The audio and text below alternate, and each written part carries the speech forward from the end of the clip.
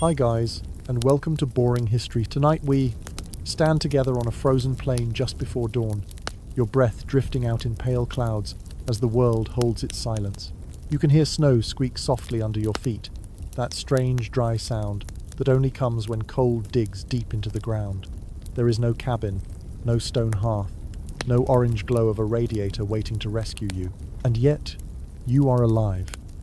Not barely alive either, but alert, breathing steadily, wrapped in something older than comfort, and far older than central heating. You probably will not survive this, at least not the way you are right now, with your modern habits and your expectation that warmth should always be one switch away. So, before you get comfortable, take a moment to like the video and subscribe, but only if you genuinely enjoy what I do here. And, while you are settling in, maybe drop a comment with where you are listening from and what time it is there.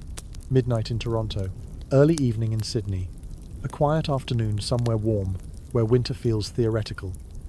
Now, dim the lights, and let your shoulders drop as you imagine stepping backward in time, into a winter that has no heating system waiting in reserve.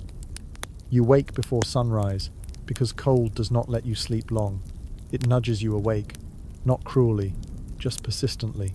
The air presses against your skin, sharp but clean, carrying the faint scent of wood smoke from a fire that burned low hours ago and was never meant to last all night. That is your first lesson. Prehistoric people did not think of heat the way you do. They did not aim to banish cold completely. They learned to live alongside it. A mainstream historical fact slips quietly into the scene. Archaeological evidence shows that early humans survived repeated ice age cycles for tens of thousands of years, long before permanent fireplaces became common. This is not a mystery, just a reality that feels uncomfortable from a modern sofa. The cold was not an emergency. It was the background condition of life. You shift your weight, stamping your feet, feeling blood move. That movement is not an accident. Stillness is dangerous here. Your ancestors learned that warmth could be made inside the body as much as outside it. You probably think fire is the hero of this story, but fire is expensive. It eats fuel, demands attention, and gives away your location. In deep prehistory, fire was often used sparingly, saved for cooking, tool making, or brief bursts of warmth rather than endless burning through the night. There is a quirky tidbit that tends to surprise people. Some archaeologists believe that certain prehistoric groups intentionally let fires die overnight, trusting their bodies, their shelter, and their shared warmth to carry them through until morning. It sounds reckless, almost masochistic, but it worked often enough to become tradition. You look around at the others waking with you.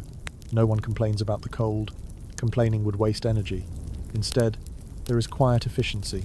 Someone feeds a few twigs into the embers, coaxing a low flame, just enough to take the edge off the morning air. Someone else checks a simple windbreak made of branches and hides, angled carefully to block the worst gusts. This is not comfort, as you know it. This is competence. Historians still argue whether early humans consciously trained themselves to tolerate cold, or whether natural selection simply removed those who could not adapt. The debate is polite but unresolved, and you can feel it in your bones as you breathe deeply and let the cold settle rather than fight it. You notice something else. The cold here feels different from the cold you know.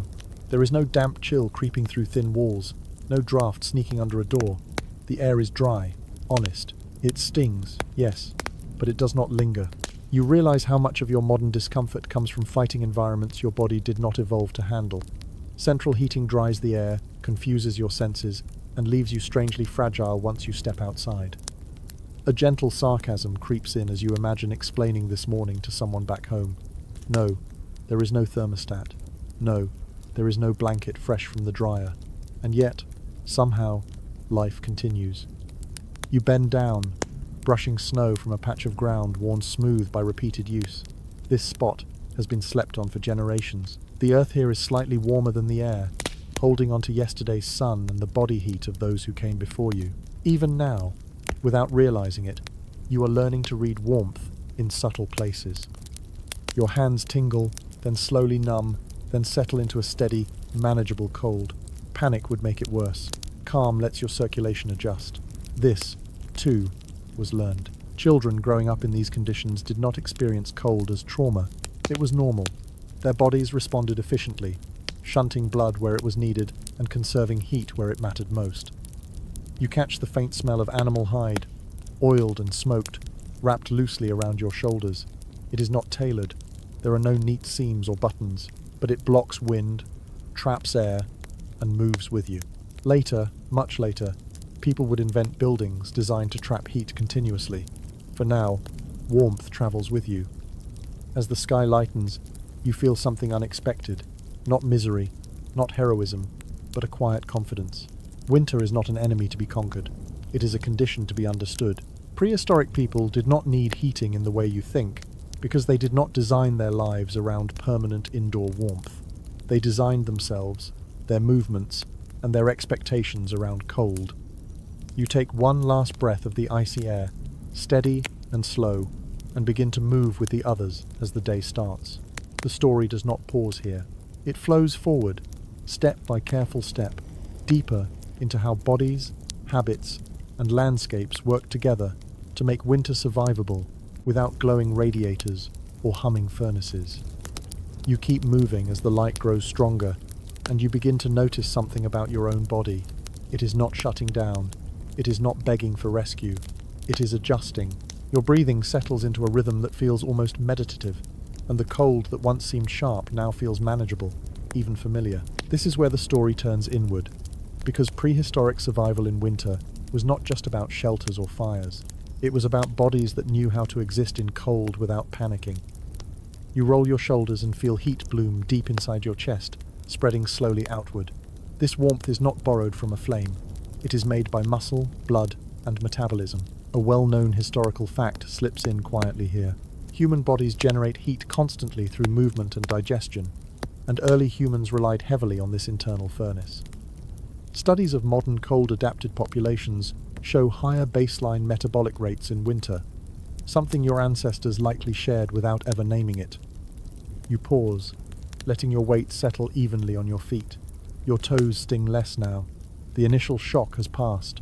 This is not magic. It is physiology. Blood vessels near your skin constrict slightly, reducing heat loss, while deeper circulation keeps your core warm. You do not think about it. You simply feel steadier. There is a strange comfort in realizing that your body is not as helpless as modern life suggests. You have been trained to outsource warmth, turn a knob, flip a switch, wrap yourself in artificial heat until your own systems grow lazy. Prehistoric people did the opposite. Their bodies were the first line of defense. A quirky detail drifts in like a half-remembered campfire story. Some researchers suspect that prehistoric humans may have intentionally exposed themselves to cold during certain parts of the day, much like modern cold water swimmers, to keep their tolerance high. There is no written record, of course, but wear patterns on tools and seasonal camp layouts suggest people spent more time outdoors than comfort would strictly require. You imagine a child growing up here. No heated nursery, no thick walls keeping the world out. From infancy, cold is simply part of sensation, like sound or light. That child learns early that shivering is not failure, it is communication. Muscles vibrate to make heat. The body speaks, and the child listens. You flex your fingers and notice how dexterity returns once you stop fighting the cold. Panic makes you clumsy. Calm restores control. This lesson mattered. Dropping a tool in winter could mean wasted energy or lost food. Survival favored those who could stay composed when their skin went numb. There is an ongoing scholarly disagreement about how much of this tolerance was biological versus cultural. Some experts argue that genetic adaptation played a major role, pointing to differences in body shape and circulation. Others suggest that behavior and lifelong conditioning mattered more than DNA. The truth likely sits somewhere in between, and you feel that ambiguity in your own imagined muscles as they warm with use. You walk with the group, matching pace. No one rushes. No one drags behind. This steady movement is warmth. Your thighs and calves generate heat with every step, sending it upward. You realize that sitting still for long periods would be a mistake. Rest happens later, carefully timed and well supported. Your breath fogs the air in slow pulses. You notice the smell of frost and earth, clean and faintly metallic. Cold sharpens senses. Sounds carry farther. You hear a distant crack as ice shifts along a riverbank. You are alert, but not tense. Modern aside slips in gently. Think about how cold feels when you step outside from a heated building. The shock is violent. Your body scrambles because it has not been practicing. Here, there is no shock, just continuity. Indoors and outdoors are not radically different worlds. They blend into each other. You remember that the body loses most heat through the head and extremities. Without knowing anatomy, prehistoric people learned this through experience. They wrapped hands, covered heads, and kept feet moving. Heat conservation became instinct, not instruction. There is another understated fact worth noticing. Body composition mattered. People with slightly higher body fat had an advantage in cold climates, not as excess, but as insulation. This did not mean obesity as you imagine it today. It meant resilience. Seasonal weight gain was normal and useful. You glance down at your arms, imagining them stronger, denser, built from constant physical work. Muscle mass itself produces heat. A sedentary winter was not an option. Food gathering, tool making, and shelter maintenance all required motion. Warmth came as a byproduct of living. Some anthropologists debate whether early humans consciously understood their bodies as heat systems or simply acted through tradition. Did they know why movement mattered, or did they just know that it worked? The distinction may not matter. Knowledge does not always need words. The cold breeze picks up briefly, sliding under your hide wrap. You adjust it without thinking, turning your body slightly away from the wind. Micro adjustments like this saved energy over long days. Facing the wind directly would drain you faster. You learn to angle yourself, to cooperate with the weather instead of challenging it. You feel a quiet respect growing for these bodies, including your own. They were not superhuman. They were trained, conditioned, and trusted. They were allowed to do what they evolved to do. As the sun climbs a little higher, you notice that you are no longer thinking about being cold. The sensation fades into the background, replaced by the rhythm of movement and breath. This is not comfort in the modern sense, but it is stability. You continue forward, body warm from within, ready to learn how everything else around you helped hold on to that heat. The ground, the shelters, the shared space, all of it builds on this foundation. A body that knows how to stay warm without asking permission from a machine. You feel it most clearly when you pause for a moment, hands resting on your sides, breath steady. There is a gentle weight to your body now, not heaviness exactly, but substance. The cold presses in, yet it does not cut as sharply as it once did. This is where fat enters the story, not as an insult or a failure of discipline, but as a quiet ally that prehistoric people depended on without apology. You brush snow from your forearm and imagine the layers beneath the skin. Fat slows heat loss. It softens the boundary between warm blood and cold air. This is not speculation. The archaeological record and studies of human biology both point to the same conclusion. In colder regions, prehistoric populations tended to carry slightly more body fat than those living closer to the equator. It was not excess. It was insurance. You probably grew up hearing that fat is something to be burned away, trimmed down, controlled. Out here, in this imagined winter, that idea feels almost comical. A little extra padding means you can sit longer, sleep deeper, and survive lean days when movement must slow. It means your body cools more slowly when the wind picks up. You think about food now, because fat does not appear by accident. It comes from diet. Prehistoric winter diets were often rich and dense, heavy on animal fats, marrow, and organs that modern tastes sometimes avoid. Bones cracked open for the creamy richness inside were not desperation meals. They were prized. There is a detail that does not always make it into tidy history books. Some hunter-gatherer groups deliberately targeted the fattiest animals before winter set in, even passing over leaner prey. They understood, in their own practical way, that calories were not all equal. Fat burned longer. It warmed you from the inside out. You imagine sitting close to others, passing around chunks of roasted meat, fingers slick with grease. It smells rich and smoky. That smell lingers on your hands, on your clothes, and even in your hair. Later, as you lie down to sleep, digestion will do part of the work that fire does in your world. Breaking down food releases heat. Eating at the right time mattered. This is not romantic fantasy. Evidence from cut marks on bones and the distribution of animal remains shows clear patterns of fat processing in prehistoric camps. People went out of their way to extract every usable calorie. They were not gluttons, they were planners. You feel the warmth spread through your core as you imagine that meal settling. It is slow, steady, and reliable. Unlike fire, which flares and fades, metabolic heat lasts through the night. This mattered when fuel was scarce or weather made fire risky. There is still lively disagreement among researchers about how intentional these dietary strategies were. Some argue that early humans simply ate what was available and benefited by coincidence.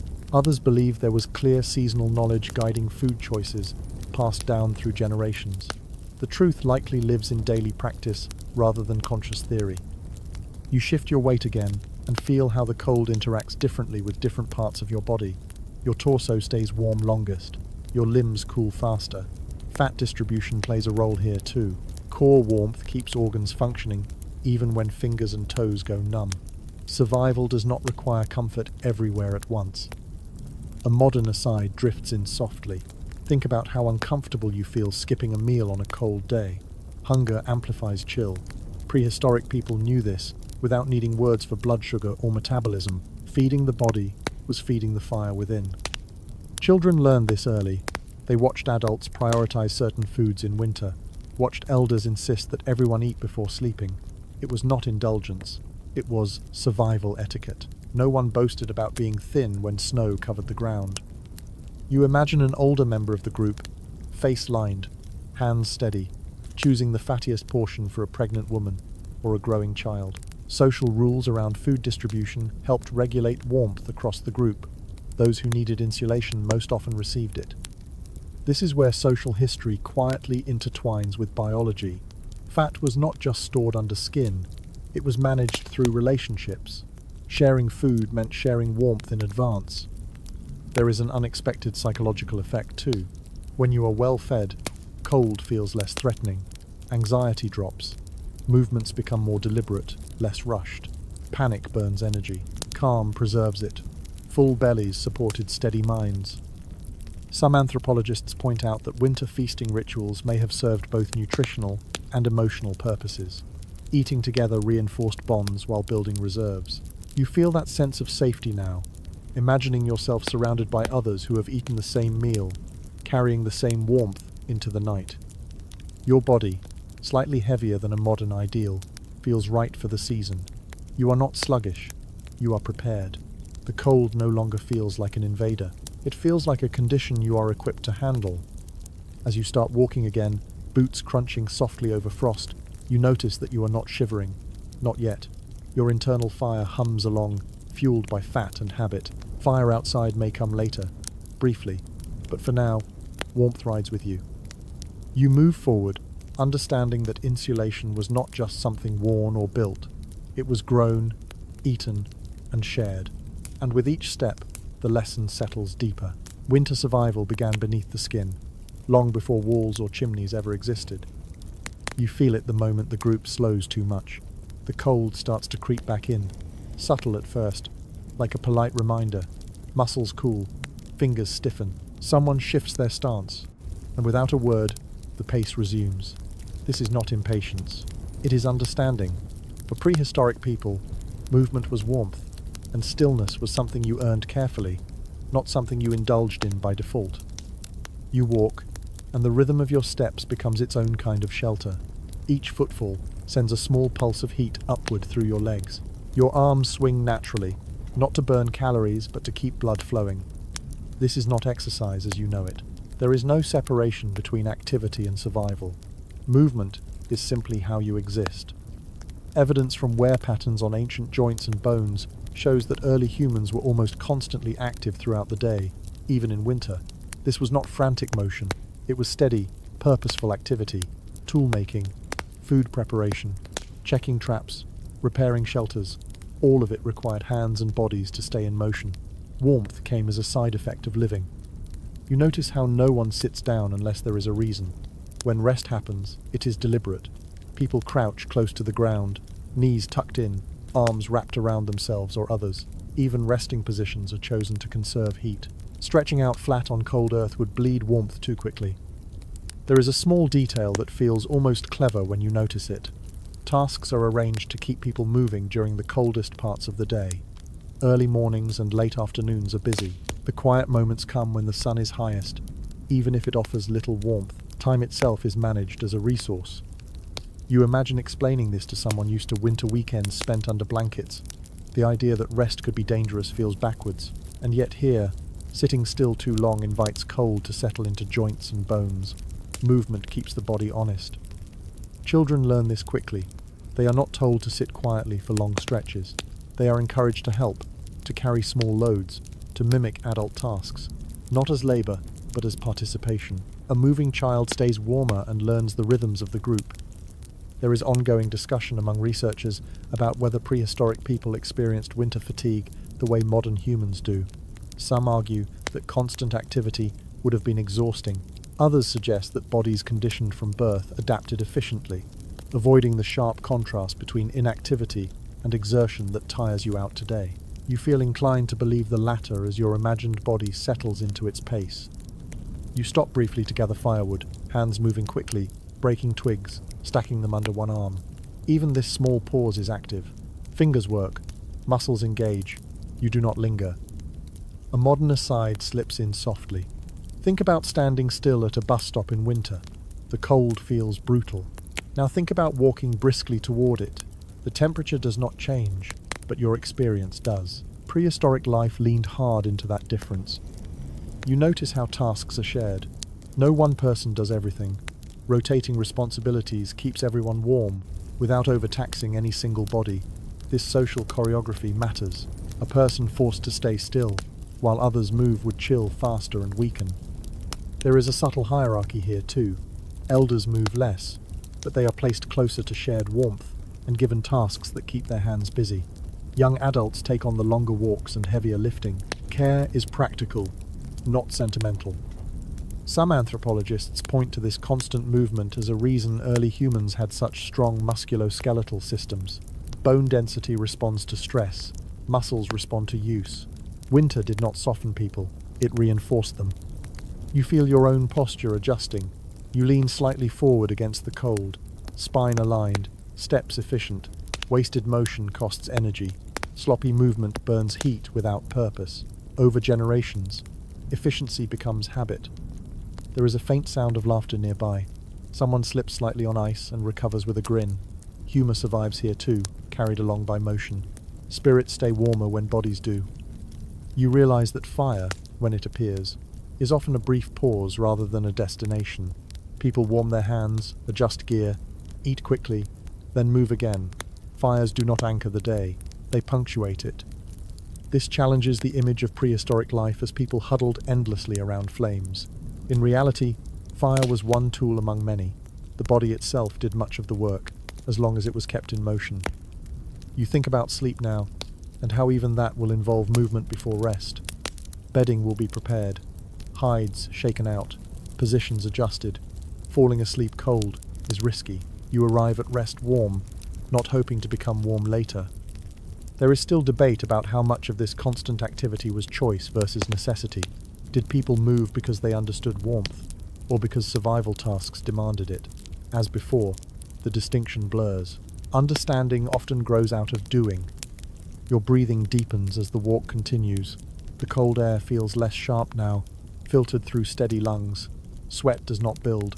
Overheating would be just as dangerous. Layers are adjusted constantly, loosened and tightened as needed.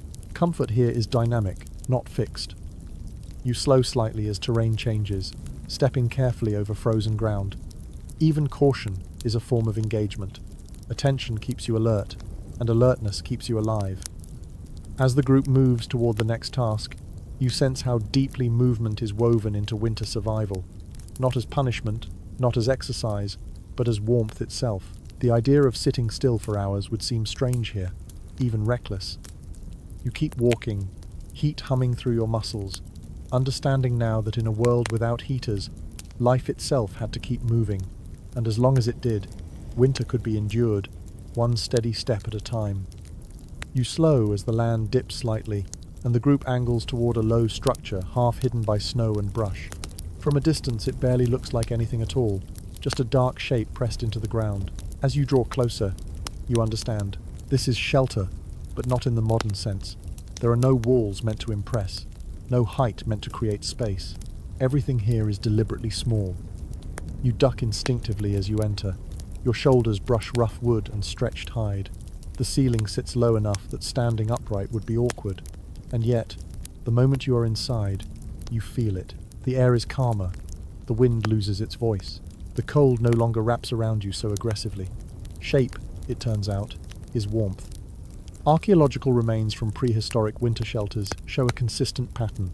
Low profiles, rounded forms, entrances positioned away from prevailing winds. These were not accidents. Over generations, people learned that tall spaces are hard to heat and easy to chill. Warm air rises and escapes. Cold air rushes in to replace it. So, shelters were designed to hug the ground, trapping warmth where bodies actually were. You crouch near the center and notice how close everyone is. There is no wasted volume. Every breath adds a little warmth. Every body contributes. The structure does not try to fight the environment. It works with it, redirecting airflow and minimizing exposure. There is a detail that often surprises people studying these sites. Many shelters were not built to last for years. They were seasonal, rebuilt, or repaired as needed. This allowed designs to evolve quickly. If something worked better, it was copied. If it failed, it was abandoned. Winter was an unforgiving teacher. You run your hand along the inner wall. It is layered. Branches, packed earth, animal hide. Each layer slows heat loss. No single material does the job alone. Together, they create a buffer between warm bodies and cold air. Some researchers suggest that the emotional comfort of these tight spaces mattered as much as the physical warmth. Being close to others reduced fear. Fear burns energy. Calm conserves it. When the wind howls outside and the shelter holds, trust builds. You imagine a storm passing over this place, snow piling up against the outer walls. From the inside, the shelter grows quieter, not colder. Snow becomes insulation, sealing gaps and muting sound. What looks like burial from the outside feels like protection from within. This is where modern assumptions often fail. Bigger is not better in winter. Spaciousness is a luxury that requires fuel. Without constant heating, large rooms are liabilities. Prehistoric people understood this intuitively. They lived where their heat was. There is still disagreement about how standardized these shelter designs were across different regions. Some archaeologists see strong local traditions. Others point to shared principles appearing independently in distant places. Either way, the logic remains consistent. Control the shape, and you control the cold. You notice how the entrance is narrow and slightly offset. Cold air sinks and slides along the ground. A straight doorway would invite it inside. This small turn forces air to slow and mix before reaching the living space. It is simple, but effective. You sit down, knees drawn up, back against the wall. The earth feels cool, but not freezing. The ground holds heat longer than air, especially when packed and covered. This shelter is not floating above the world. It is part of it. There is a faint smell of smoke embedded in everything. Fires have burned here before, not constantly, but often enough to dry materials and add a lingering warmth. Smoke also deters insects and preserves hides. Every choice serves multiple purposes. Children crawl easily in this space. Elders lean against walls, conserving energy. No one complains about the lack of headroom. Comfort here is measured in survival, not convenience. You think about how strange this would feel to someone used to modern architecture. Low ceilings might feel oppressive at first, but after a while, the sense of enclosure becomes calming. The world outside feels distant. Inside, warmth feels shared and secure. Some anthropologists argue that these shelters influence social behavior. Close quarters forced cooperation. Conflict wasted warmth and space. Winter demanded tolerance. You feel that pressure now, the quiet understanding that harmony is not optional. You listen to the muffled sounds outside. Wind, snow shifting. The shelter absorbs it all. Inside, voices stay low. Loud noise escapes heat as much as it escapes sound. This is not a place for pacing or standing tall. It is a place for stillness, earned through earlier movement. Rest here feels safe because everything else has been arranged to support it. You begin to understand that shelter was not about escaping winter, but shaping a small pocket within it. The cold still exists. It is just held at a distance. As you settle in, the group begins quiet tasks, repairing tools, sharing food, tending embers briefly before letting them fade. The shelter holds onto the warmth left behind. You breathe deeply, air slightly warmer now, less biting. The shape around you does the work silently. No fuel burned, no flames needed. When you eventually step back outside, the contrast will be sharp again, but you will carry the memory of this space, proof that winter could be negotiated, not conquered, with nothing more than thoughtful design and shared bodies. You rise, ducking once more, and move on with the others, knowing that warmth is not always something you add. Sometimes it is something you simply refuse to let escape. You step back out into the open, and the cold meets you again, familiar now rather than shocking. The group does not travel far before stopping at a place that looks almost unremarkable. A slight rise in the ground, a shallow depression ringed with stones. At first glance, it seems exposed. Then you kneel and press your palm to the soil. It is not warm exactly, but it is steadier than the air. The earth holds yesterday in it. Sunlight, footfalls, bodies resting. All of it lingers just below the surface. This is another quiet secret of winter survival. The ground is not the enemy. In many cases, it is the blanket. Evidence from prehistoric camps shows repeated use of the same ground surfaces, packed down intentionally over time. Layers of grass, reeds, bark, and hide were added, then compressed by bodies night after night. The result was a dense, insulating mat that separated people from frozen soil without lifting them into colder air above. You settle down slowly, feeling the give beneath you. It molds slightly to your shape, reducing gaps where cold air could circulate. Modern mattresses aim for softness. This aims for contact. The more surface area touches, the less heat escapes. There is a detail often overlooked. Many prehistoric shelters and sleeping areas were partially dug into the ground, not deep enough to feel buried, but enough to take advantage of stable underground temperatures. Even in harsh winters, soil just below the surface stays warmer than open air. You feel that difference now as the wind brushes past your face, but your back stays comparatively calm. Some archaeologists describe these spaces as earth-hugging. They were not elevated or grand. They were practical. People lived close to the thermal mass of the planet itself. You think about how strange it is that modern homes often lift us away from the ground. Raised floors, crawl spaces, basements sealed off. It makes sense for plumbing and cleanliness, but it also removes a steady source of thermal stability. Prehistoric people did not have that option, and in winter, that limitation became an advantage. You reach down and scrape away a bit of snow. Beneath it, the soil is damp, but not frozen solid.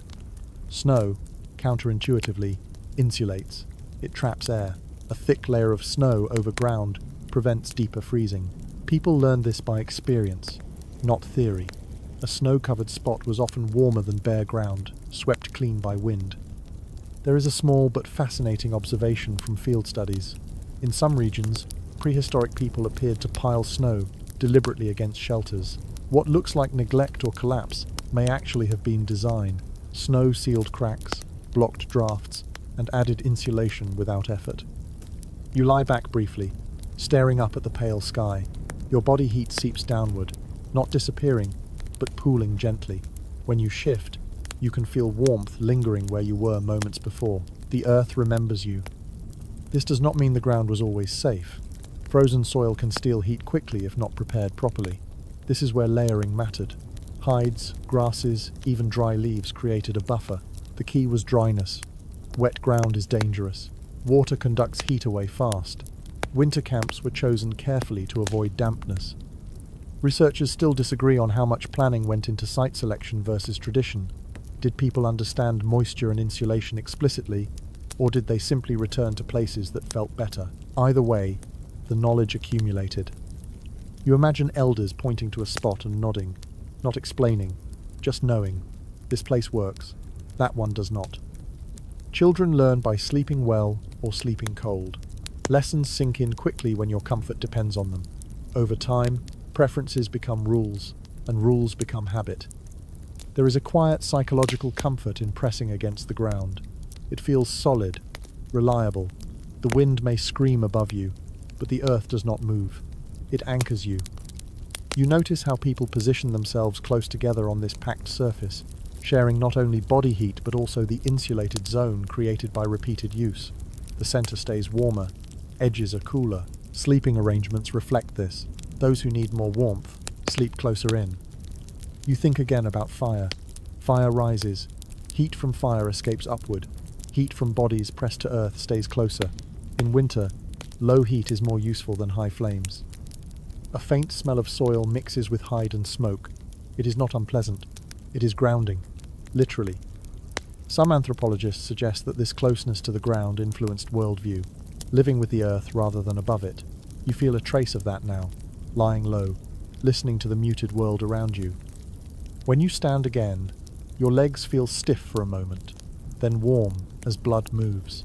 The ground releases you reluctantly, like a memory letting go. You move on with a new appreciation. Warmth did not always come from above or from fire. Often, it rose gently from beneath, borrowed from the planet itself. As you walk, the lesson settles in. Prehistoric people did not float through winter. They pressed into it. They leaned on soil, stone, and snow, letting the earth do part of the work. And in doing so, they found warmth where you might never think to look. You notice the sounds before anything else. A low rustle, a warm, animal smell, mixed with damp fur and earth.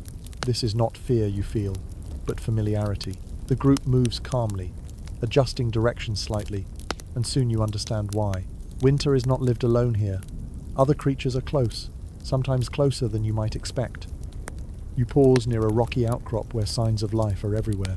Flattened grass, dark pellets in the snow, a shallow hollow pressed into the ground. Animals shelter here too, and in winter, their needs often overlap with yours. Warmth gathers where bodies gather.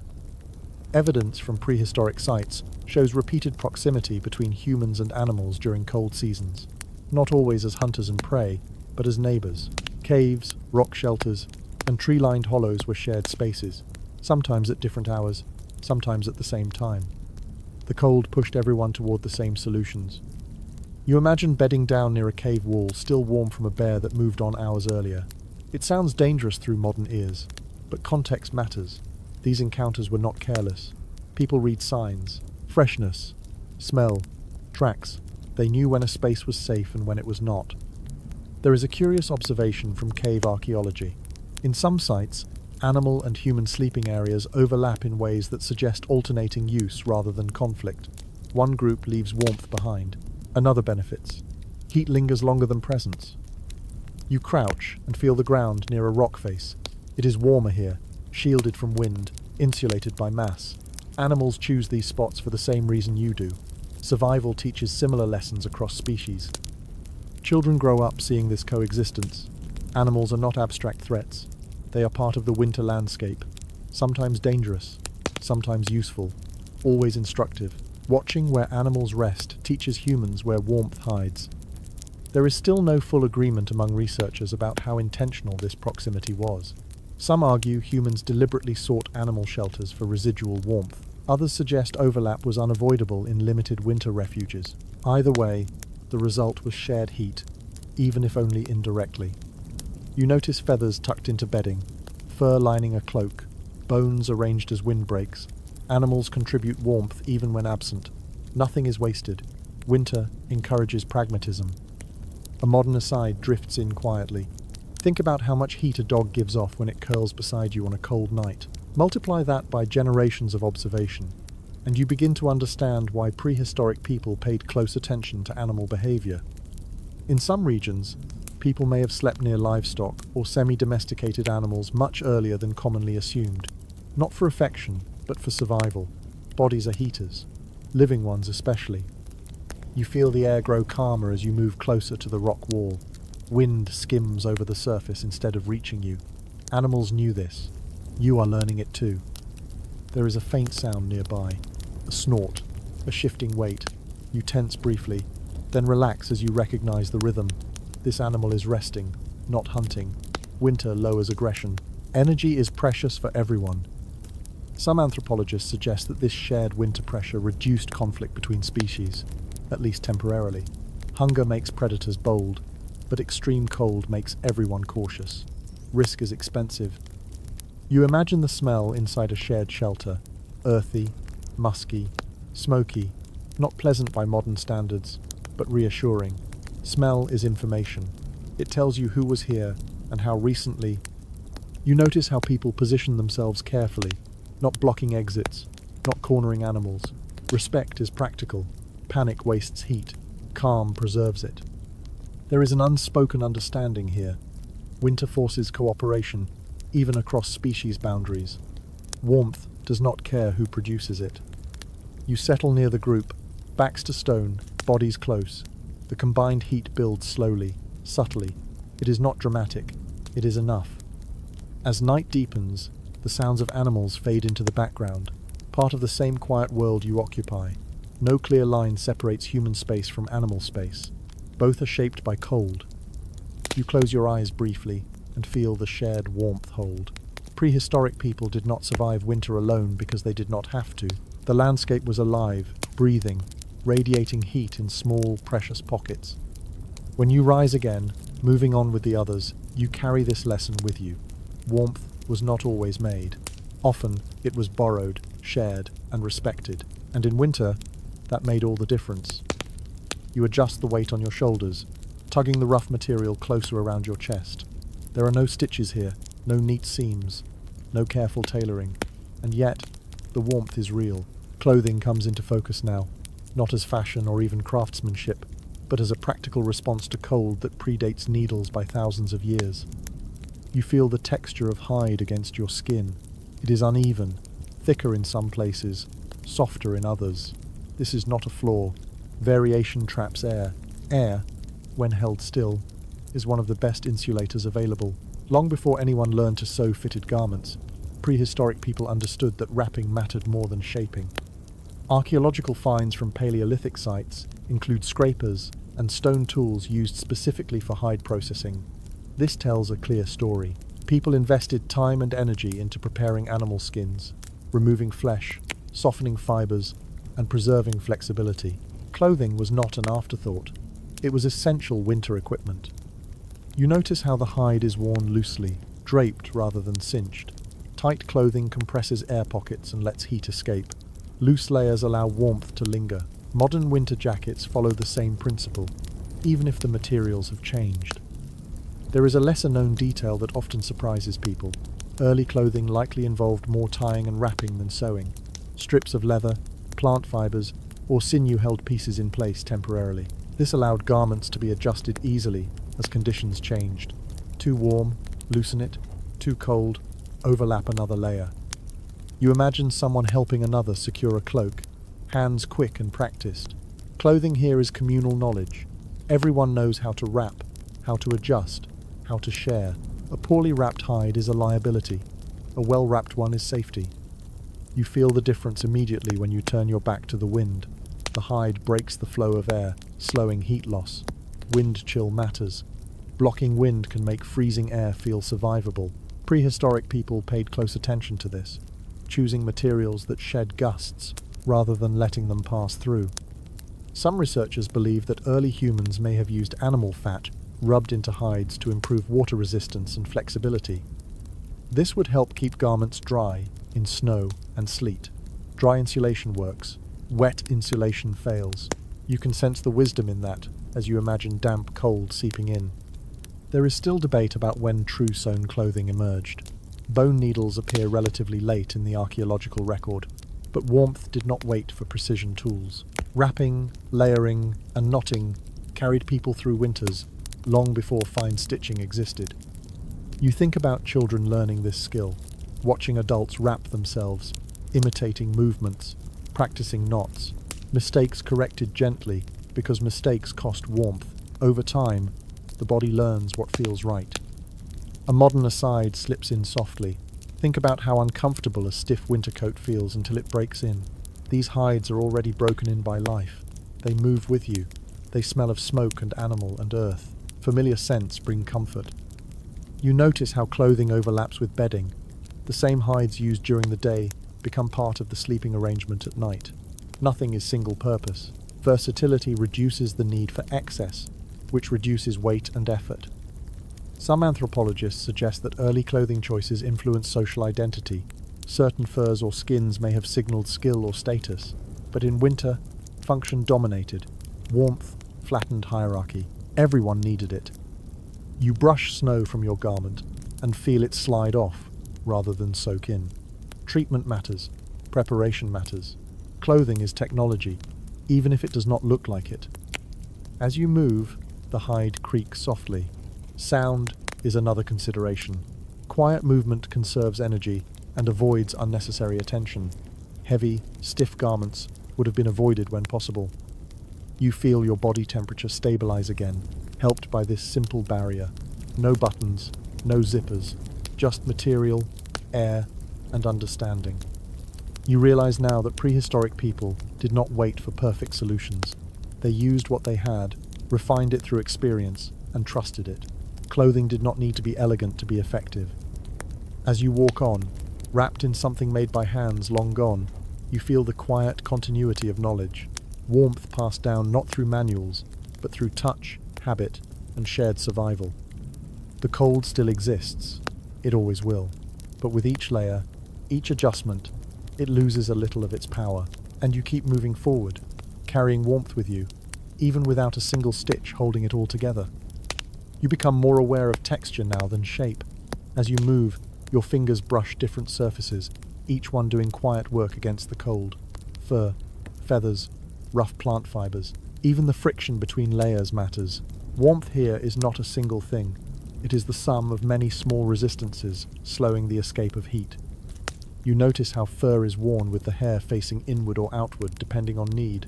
Hair turned inward traps air close to the skin. Turned outward, it sheds snow and blocks wind. This choice is not random. It reflects long observation. People learned how materials behaved by wearing them through seasons, storms, and long nights. Evidence from animal remains and tool marks shows selective use of pelts. Thick winter coats from animals were valued differently than summer skins.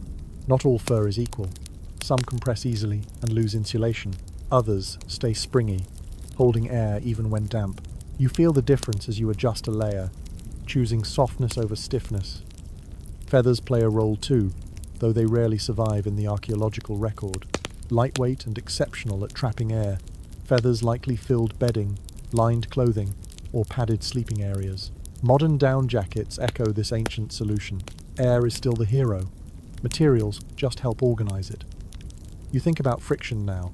When layers rub gently against each other as you move, they generate small amounts of heat. Not enough to replace movement, but enough to contribute. Loose layers that shift rather than bind create warmth through motion. Even sound becomes part of the experience. A soft rustle replaces the sharp snap of wind. There is an observation from ethnographic studies that helps illuminate this. Groups living in cold environments often preferred multiple thin layers over single thick ones. This allowed flexibility and better heat management. Remove one layer while moving. Add it back when still. Control mattered more than bulk. You notice that nothing fits tightly. Tightness invites cold. It restricts circulation. It presses air out. Comfort here is about flow. Blood flow. Airflow that is slowed but not stopped. Movement flow that keeps warmth cycling. Some researchers point out that early humans may have intentionally avoided overly heavy garments because sweating in winter is dangerous. Sweat cools quickly. Damp skin chills fast. Clothing that allowed ventilation while still blocking wind was ideal. Balance mattered. You feel the faint warmth building between layers, not against your skin but just beyond it. This buffer zone is where heat lingers longest.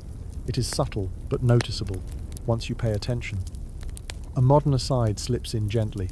Think about stepping outside in layered clothing versus a single bulky coat. You feel more adaptable, less trapped. Prehistoric people needed that adaptability constantly.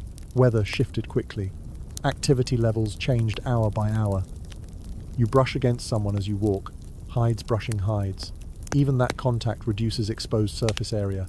Shared friction, shared warmth. Nothing is wasted.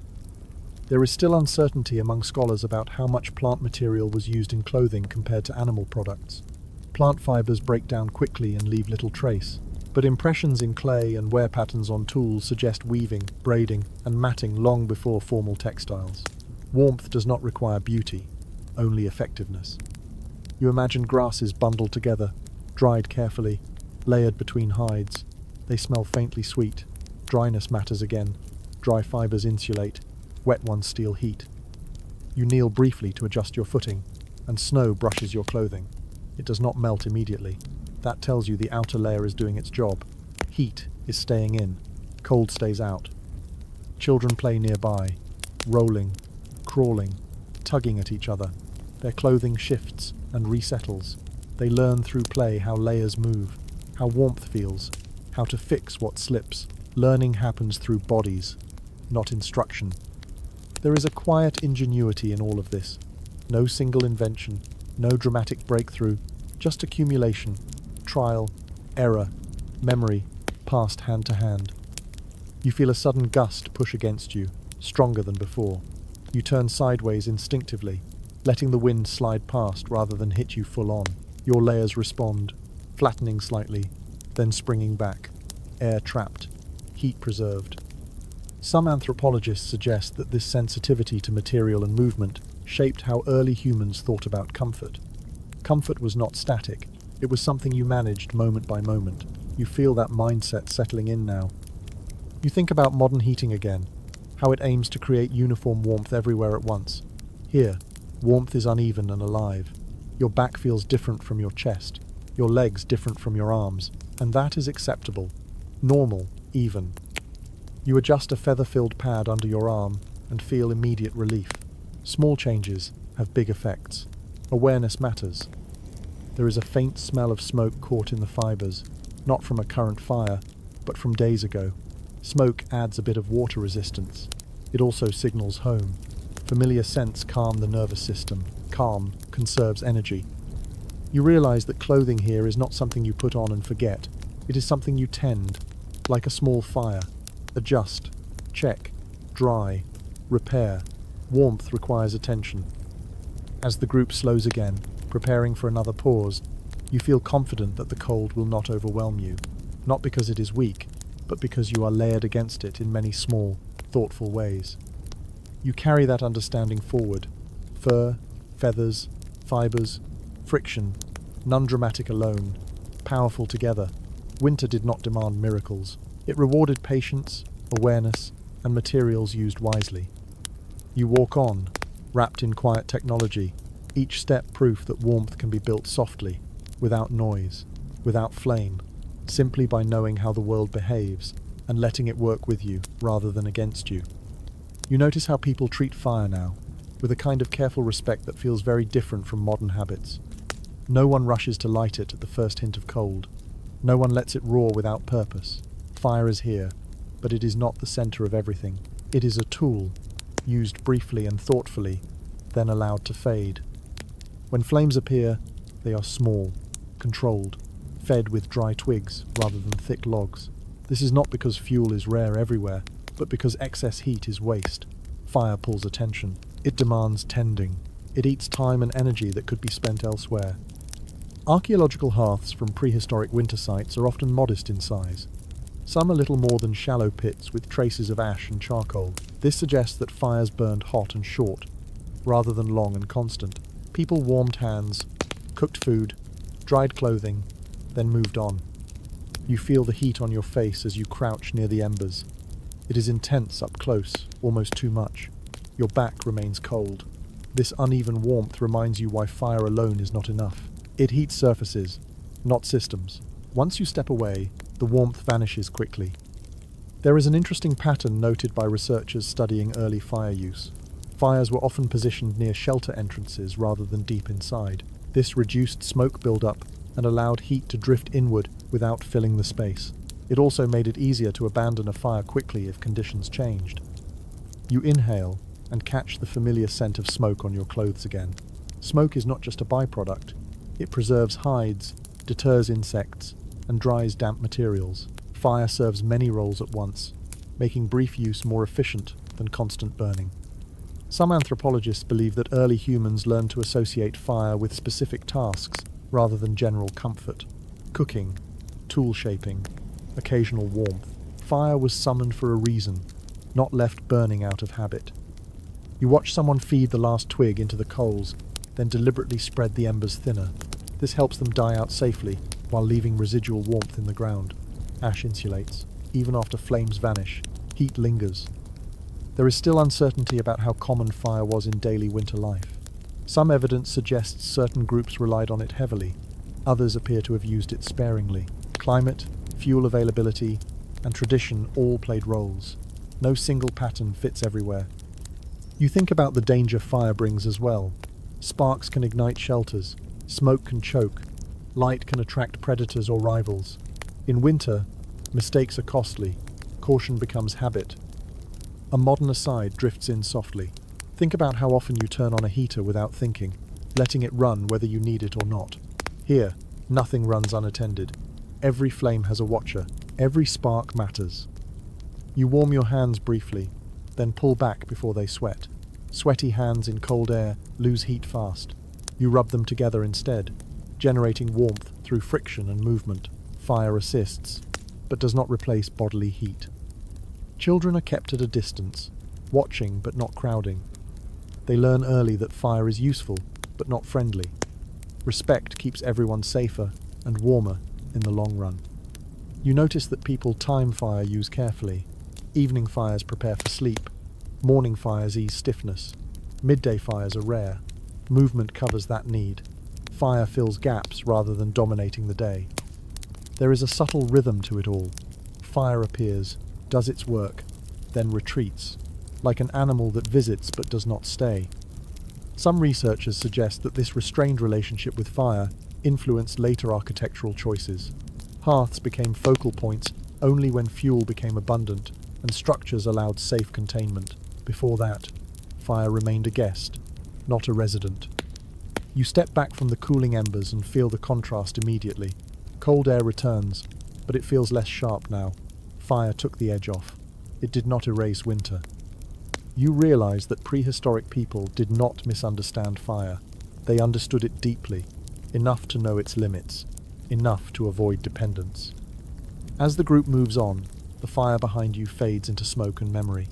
Warmth stays with you anyway, carried by layers, movement, shared bodies, and careful choices. Fire helped, but it was never the whole answer. Winter survival depended on knowing when to invite flame and when to let it go. You walk forward with that lesson glowing quietly inside you, like embers banked under ash, ready when needed, but never burning out of control. You notice the land opening ahead, the trees thinning, the ground sloping toward a river that is half locked in ice. No one hesitates. The direction feels familiar, almost routine. This is not wandering. It is timing. Winter survival did not always mean enduring the cold head-on. Often, it meant knowing when to leave. Movement now takes on a different meaning. Not the small, daily motion that keeps blood warm, but the larger seasonal drift that keeps danger at bay. You feel it in the way the group walks with confidence, not urgency.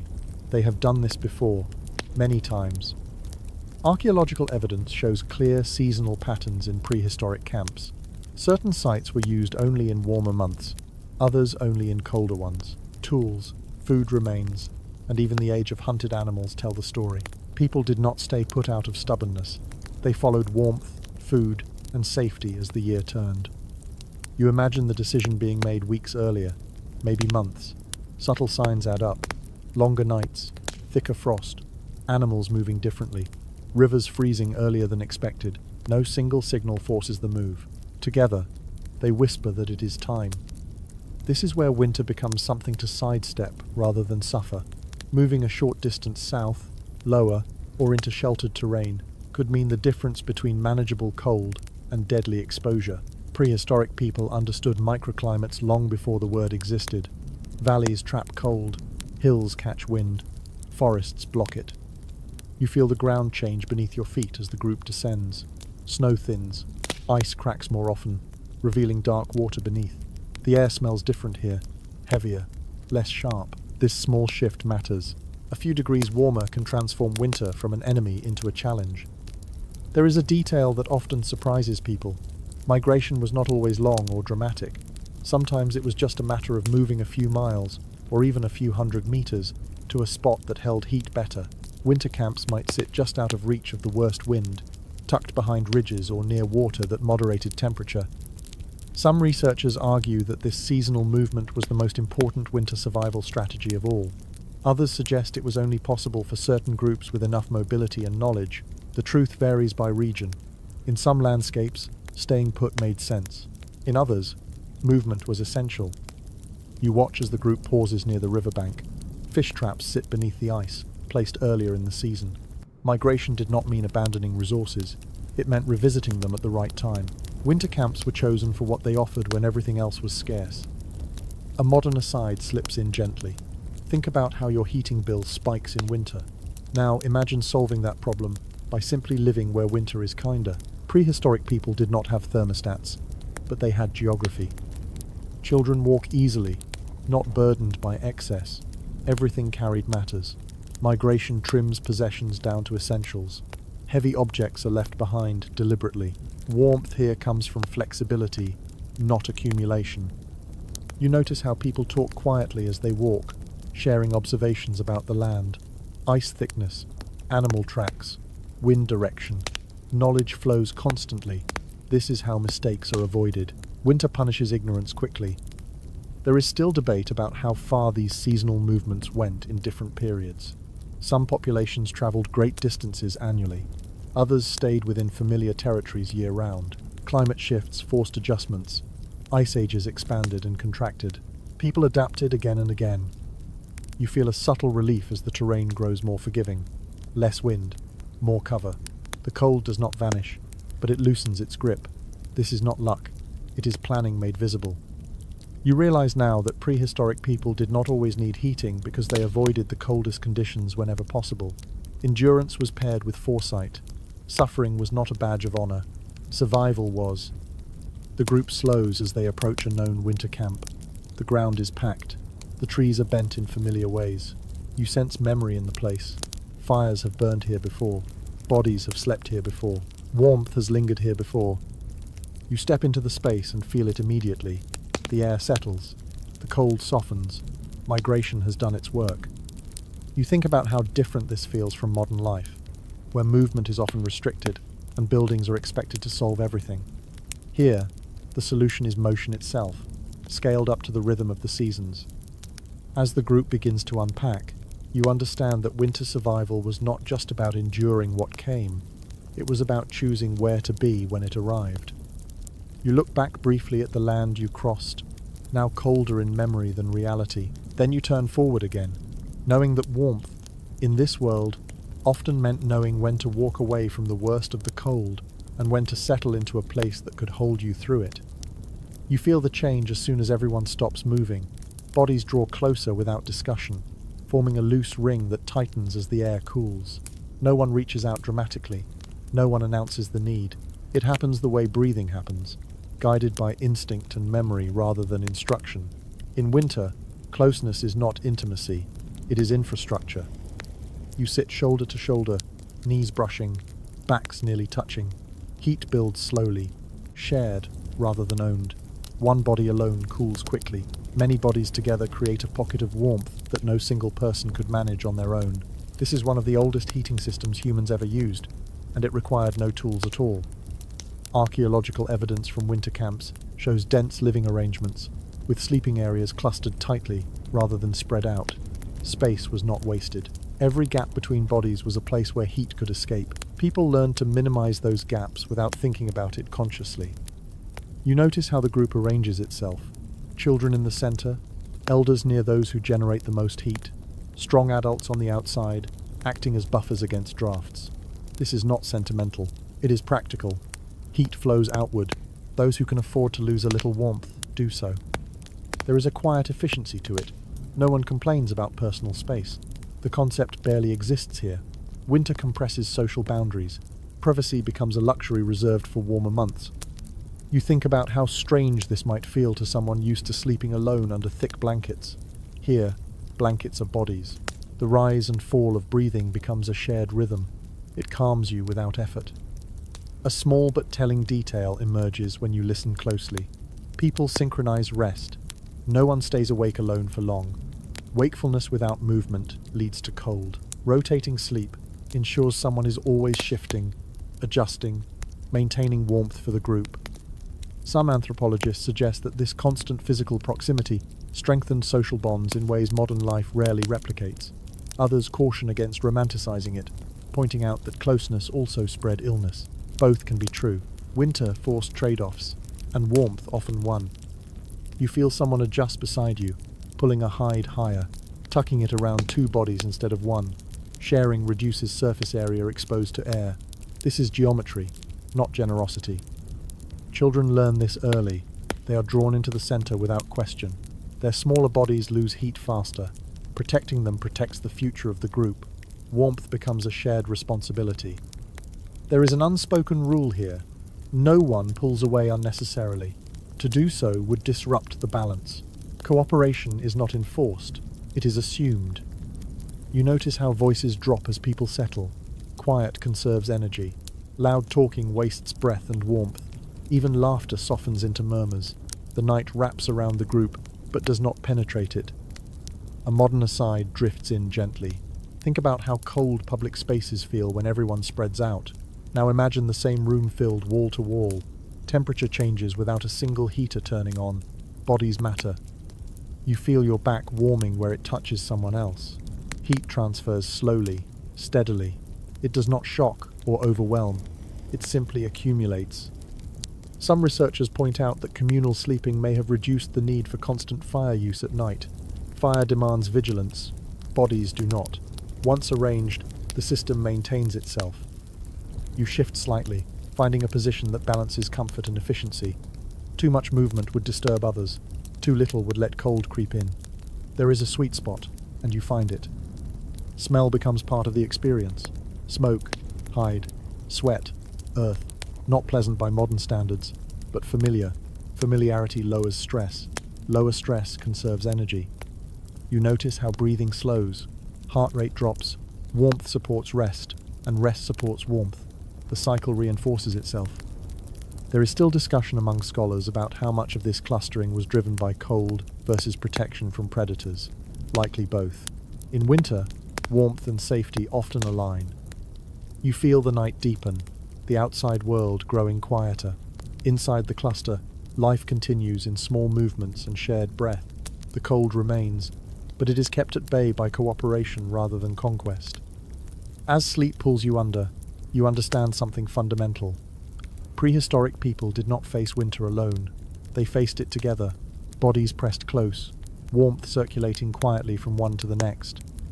And in that closeness, heating became unnecessary. Not because winter was gentle, but because humans learned that survival, like warmth, multiplied when shared. Sleep comes differently here. You do not collapse into it. You arrange yourself carefully, curling inward, tucking limbs close, shaping your body into something compact and efficient. This posture is not taught. It is discovered, night after cold night, until it becomes instinct.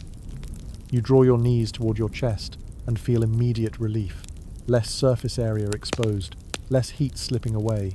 Your spine rounds gently, protecting your core. Even your chin lowers toward your chest, guarding the throat where heat escapes easily. Your body becomes its own shelter. Archaeological interpretations of prehistoric sleeping areas suggest this kind of curled rest was common. The distribution of wear on bedding materials and the size of sleeping spaces point to compact positions rather than sprawled ones. People slept small because small stayed warm. You notice how bedding is layered beneath and around you. Hides on the ground, more hides over the body, sometimes plant material in between. This is not about softness. It is about creating a pocket of still air that moves with you as you breathe. There is a lesser discussed detail that adds to this picture. Some groups likely used simple raised edges around sleeping areas, built from packed earth or stones. These low borders helped keep bedding in place and blocked drafts at ground level. A small barrier makes a big difference at night.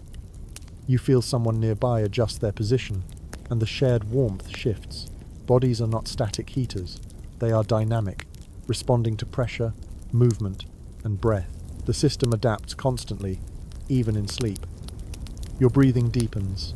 With each exhale, warm air fills the small space around your face before drifting away. Some warmth is recaptured. Not much, but enough to matter over hours. A modern aside slips in quietly. Think about how much warmer you feel when you curl up under a blanket compared to lying flat. Prehistoric people used posture the way you use bedding. Position was insulation. You notice how people settle with heads closer together and feet angled outward. This reduces heat loss from extremities while keeping air circulation balanced. Feet cool faster, placing them toward the outer edge makes sense. Children are often nestled between adults, their smaller forms protected from drafts. They sleep deeper, breathing softly, unaware of the careful geometry around them. There is still conversation among researchers about how much prehistoric sleep patterns differed from modern ones. Some suggest shorter, lighter sleep, with more frequent waking. Others argue for long, deep rest during winter when daylight was scarce. Both patterns could exist, shifting with conditions. You wake briefly, not startled, just aware. This happens naturally when sleeping in cold environments. The body checks in. Am I warm enough? Do I need to adjust? You pull a hide closer, feel warmth return, and drift off again. Fire is absent now. No glow, no crackle, just the quiet sounds of breath and distant wind. The lack of flame feels normal, not threatening. Warmth has been arranged already. You sense how the ground beneath you remains steady, insulated by layers and bodies. Cold does not creep up the way it would on bare earth. Preparation did its work earlier. Some anthropologists note that these sleeping strategies reduce the need for nighttime activity. Less waking meant less movement, conserving energy. Energy saved is warmth preserved. You feel the edges of sleep blur into dreaming. Images drift. The body remains curled, protective, efficient. Even in unconsciousness, it cooperates with winter. You think briefly about how modern sleep positions are chosen for comfort or habit, rarely for survival. Here, comfort and survival are the same thing. You sleep the way that keeps you alive. The night stretches on, but it does not feel endless. Each small adjustment keeps the balance, warm enough, safe enough. As dawn approaches, your body will uncurl slowly, stiff at first, then warm as movement returns. Sleep ends the way it began, carefully. For now, you remain tucked in, breathing quietly, held by layers, bodies, and posture. Heating is unnecessary, because nothing has been left to chance. Winter passes the night outside, while inside, in this compact human nest, warmth circulates softly, almost unnoticed, and you sleep, not despite the cold, but alongside it. Morning arrives without ceremony. There is no alarm, no sudden shift from warm to cold. You wake gradually, aware of stiffness before discomfort.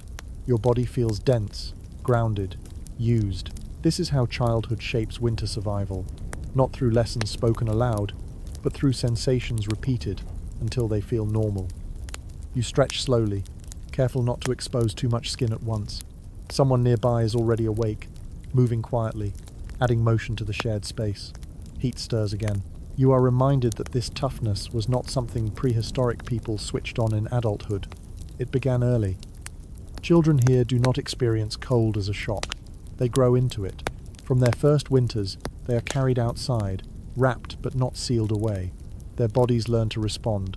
Blood vessels adapt. Shivering becomes efficient rather than frantic. Cold registers as information, not threat. Anthropological studies of modern cold-adapted populations offer insight into this process. Children raised in cold environments often show better circulation to hands and feet, and a higher tolerance for low temperatures. These traits are shaped by exposure over time, not heroic endurance. You imagine a young child waking beside you, rubbing sleep from their eyes, breath puffing faintly in the air. They do not complain. Cold is simply part of the morning. Complaints come later, when hunger or boredom sets in. There is a small but telling observation from ethnographers. In many traditional societies, children are not rushed indoors at the first sign of cold. They are allowed to play, to explore, to fall, and get back up. Through this, they learn how their bodies feel, at different temperatures, and how to respond. You watch as a child pulls a hide closer around their shoulders without prompting. No one taught them this explicitly. They learned by watching, by feeling, by adjusting. This is education without instruction. Some researchers suggest that modern sensitivity to cold is partly a result of sheltered childhoods. Heated rooms, thick insulation, minimal exposure. The body never practices. Here, practice is constant. You feel your own fingers warming faster than they did on your first morning. Adaptation happens quickly when conditions demand it. The body responds to repetition. There is still discussion among scientists about how much early cold exposure permanently alters adult tolerance. Some argue the effects fade. Others believe early conditioning leaves lasting changes. The truth likely depends on consistency and duration. Prehistoric life offered both. You notice that children are given tasks appropriate to their size, gathering small sticks, carrying light bundles, helping with food preparation. Movement keeps them warm and builds strength. Idleness is rare. Laughter breaks out as one child slips on frost and recovers quickly. No panic, no scolding. Cold teaches resilience gently when fear is absent. A modern aside drifts in softly. Think about how fragile you might feel stepping into cold water unexpectedly. Now imagine doing that daily from a young age. Shock fades. Familiarity grows. You realize that winter survival was not about making adults tougher after the fact. It was about raising people who never expected constant warmth in the first place.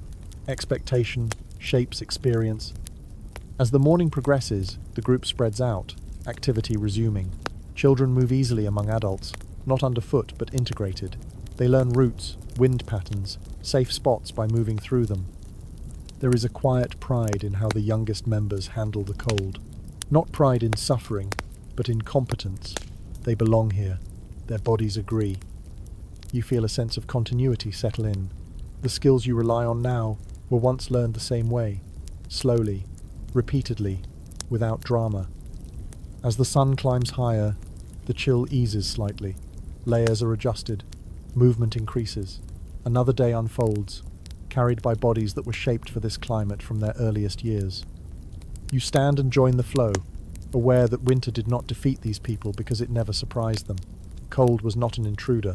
It was the environment they grew into, one careful morning at a time. As the light shifts toward afternoon, you notice how attention turns toward food again, not in a rushed way, but with quiet anticipation.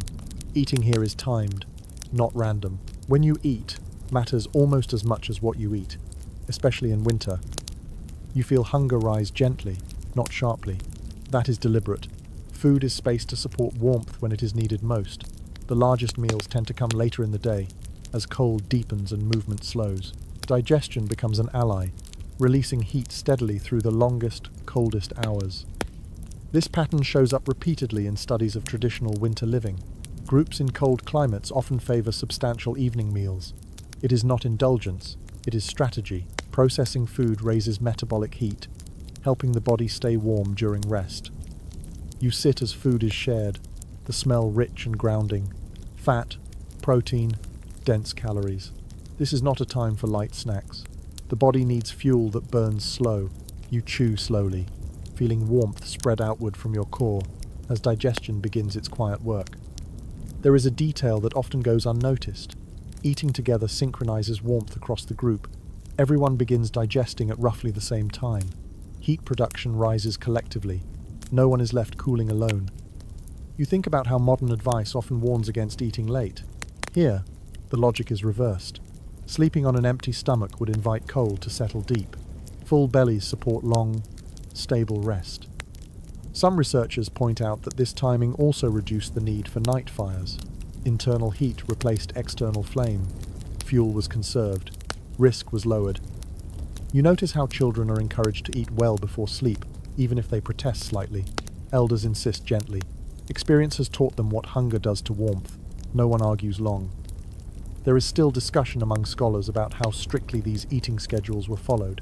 Likely they shifted with availability and circumstance, but the pattern appears often enough to suggest intention rather than accident. You finish eating and feel heavy in a comforting way, not sluggish, but settled. Your body shifts focus from movement to processing. Heat builds quietly. You wrap your layers more snugly, trapping that warmth close. A modern aside drifts in softly. Think about how cozy you feel after a hot meal on a cold night. Multiply that effect by necessity rather than comfort, and you begin to understand how powerful food timing can be. As evening approaches, activity slows. Tasks are completed. Tools are set aside. The day narrows toward rest. The cold returns gently, but it meets a body already prepared. You feel sleepiness arrive sooner than usual. Digestion encourages it. Rest allows heat to be used efficiently, rather than burned through motion. The cycle is complete. You settle back into the group, stomach warm, body relaxed. Winter waits outside, but inside, warmth is already rising, fueled by careful choices made hours earlier. Heating was not needed because warmth had been planned for in advance, eaten slowly, and carried inward. And as night approaches again, you understand how deeply survival was woven into daily rhythm, down to the timing of a shared meal. As darkness settles again, you sense a different kind of warmth spreading, one that has nothing to do with bodies or food. The group slows, voices lower, and familiar actions repeat in a pattern that feels almost ceremonial. Winter is not faced with silence alone. It is softened by habit, story, and belief. Someone begins a quiet ritual, simple and unadorned. A stone is placed near the sleeping area.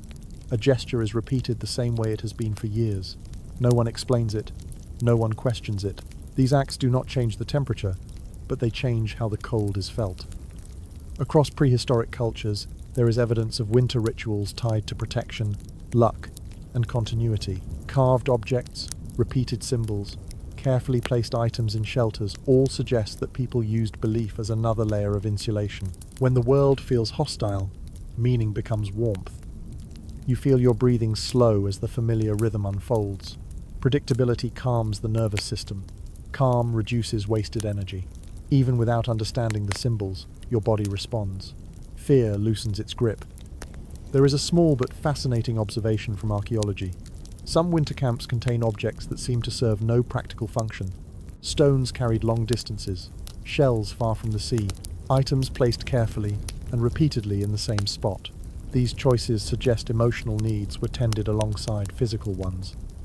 You imagine stories being told softly, not loudly, not dramatically. Tales of past winters survived, of animals outwitted, of ancestors who endured colder nights than this one. Stories remind everyone that winter ends, that it always has. Children listen, half asleep, absorbing reassurance rather than facts. Stories warm differently than fires. They do not burn out, they linger. Some researchers believe that ritual helped regulate behavior during stressful seasons. Shared belief reduced conflict. Reduced conflict conserved energy. Harmony kept groups alive. Winter was not the time for division. You notice how humor appears even here. A gentle tease, a familiar joke. Laughter releases tension. Tension burns calories. Even joy has a survival role. A modern aside slips in quietly. Think about how comforting familiar routines feel during difficult times. The ritual of making tea, turning on a lamp at dusk. Here, rituals served the same purpose, without electricity or glass. You feel your shoulders relax as the last gestures are completed. The shelter feels safer, though nothing physical has changed. Perception matters. The body responds to what the mind believes. There is still disagreement among scholars about how much these rituals were consciously linked to survival versus spiritual worldview. The separation may be artificial. For prehistoric people, belief and survival were woven together. You settle back into place, comforted not just by warmth, but by continuity. Others have done this before you. Others will do it after. Winter becomes part of a larger story, rather than an isolated threat. As sleep approaches, the rituals fade into background memory, leaving behind a sense of order. Cold remains outside, but it feels less personal now. You close your eyes, carried not just by hides and bodies, but by shared meaning. Heating was unnecessary because people learned to warm themselves from the inside out, with habit, belief, and the quiet power of knowing they were not alone in the dark. By now, winter no longer feels like a visitor. It feels like the default setting of the world. You wake into cold the same way you wake into darkness before dawn. It simply is. There is no shock in it anymore. No sense that something has gone wrong. You step outside and feel the air against your face. Sharp, yes, but expected.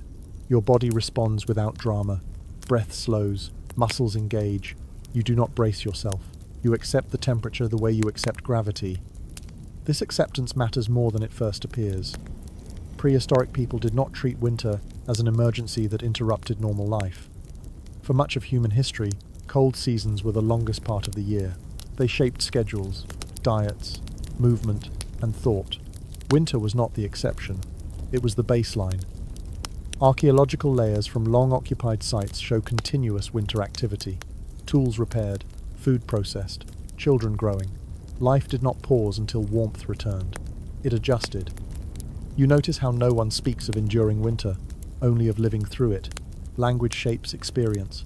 When cold is framed as temporary suffering, it drains morale. When it is framed as normal, it loses power. There is a psychological shift that comes with this mindset. Fear recedes. Attention sharpens. You stop wishing for conditions to change and start responding to what is actually present. Energy stops leaking into frustration. Some anthropologists suggest that this mental adaptation was as important as any physical one.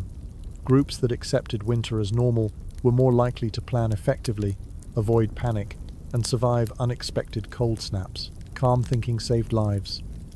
You feel this calm settle into your own imagined body. Cold no longer feels personal. It is not attacking you. It is simply there, like the night sky or the ground beneath your feet. A modern aside slips in softly.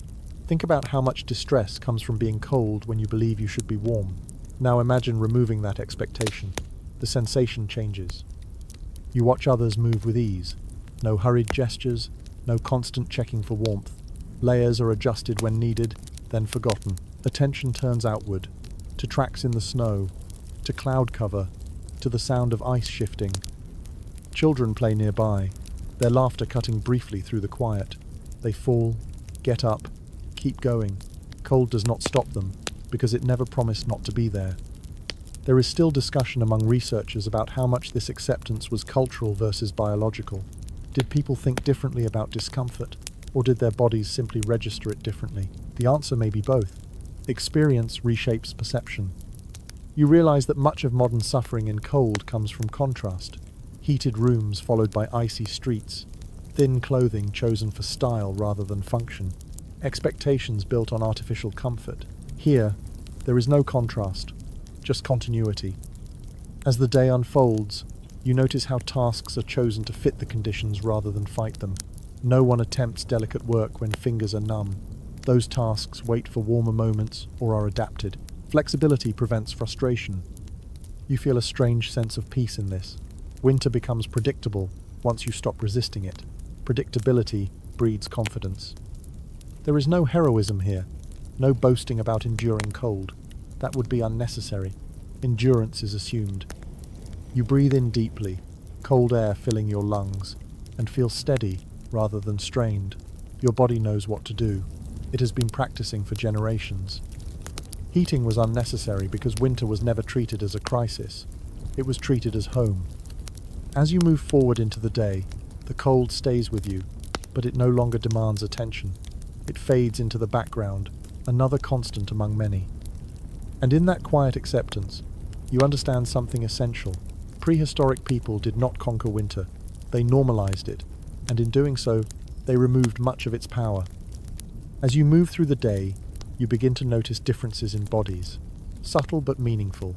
Some people seem built a little wider through the torso. Others carry more hair on arms and legs.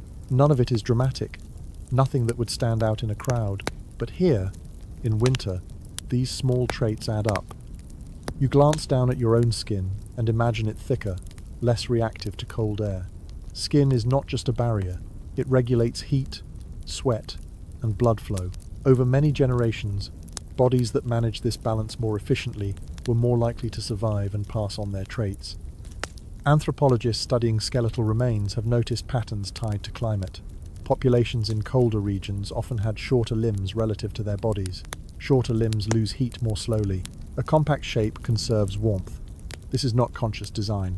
It is gradual adaptation shaped by survival. Hair plays a role too, though not in the exaggerated way popular imagination suggests. Humans did not suddenly become fur-covered, but variation in hair density and texture mattered. Even a small increase in body hair can trap air close to the skin, especially when combined with clothing. You think about how hair on the head is treated with care, covered, protected. Heat loss through the scalp is significant. Prehistoric people learned this quickly, even without knowing the biology behind it. There is an interesting point often raised in discussions of human evolution. Cold tolerance is not just about insulation, it is about circulation. The ability to redirect blood flow efficiently keeps core organs warm while allowing extremities to function long enough to work. You feel that balance now as your fingers remain usable even in cold air. Some researchers believe that repeated cold exposure may have influenced how quickly blood vessels constrict and relax. Faster responses reduce heat loss without cutting off function. These changes may not be visible in bones, but they are felt in living bodies. You notice that people here rarely fidget when cold. Fidgeting wastes energy. Their movements are purposeful. Economy of motion is part of physical adaptation as much as muscle or fat. A modern aside slips in quietly. Think about how sensitive your skin might be to cold after months indoors. Now imagine a lifetime of gradual exposure.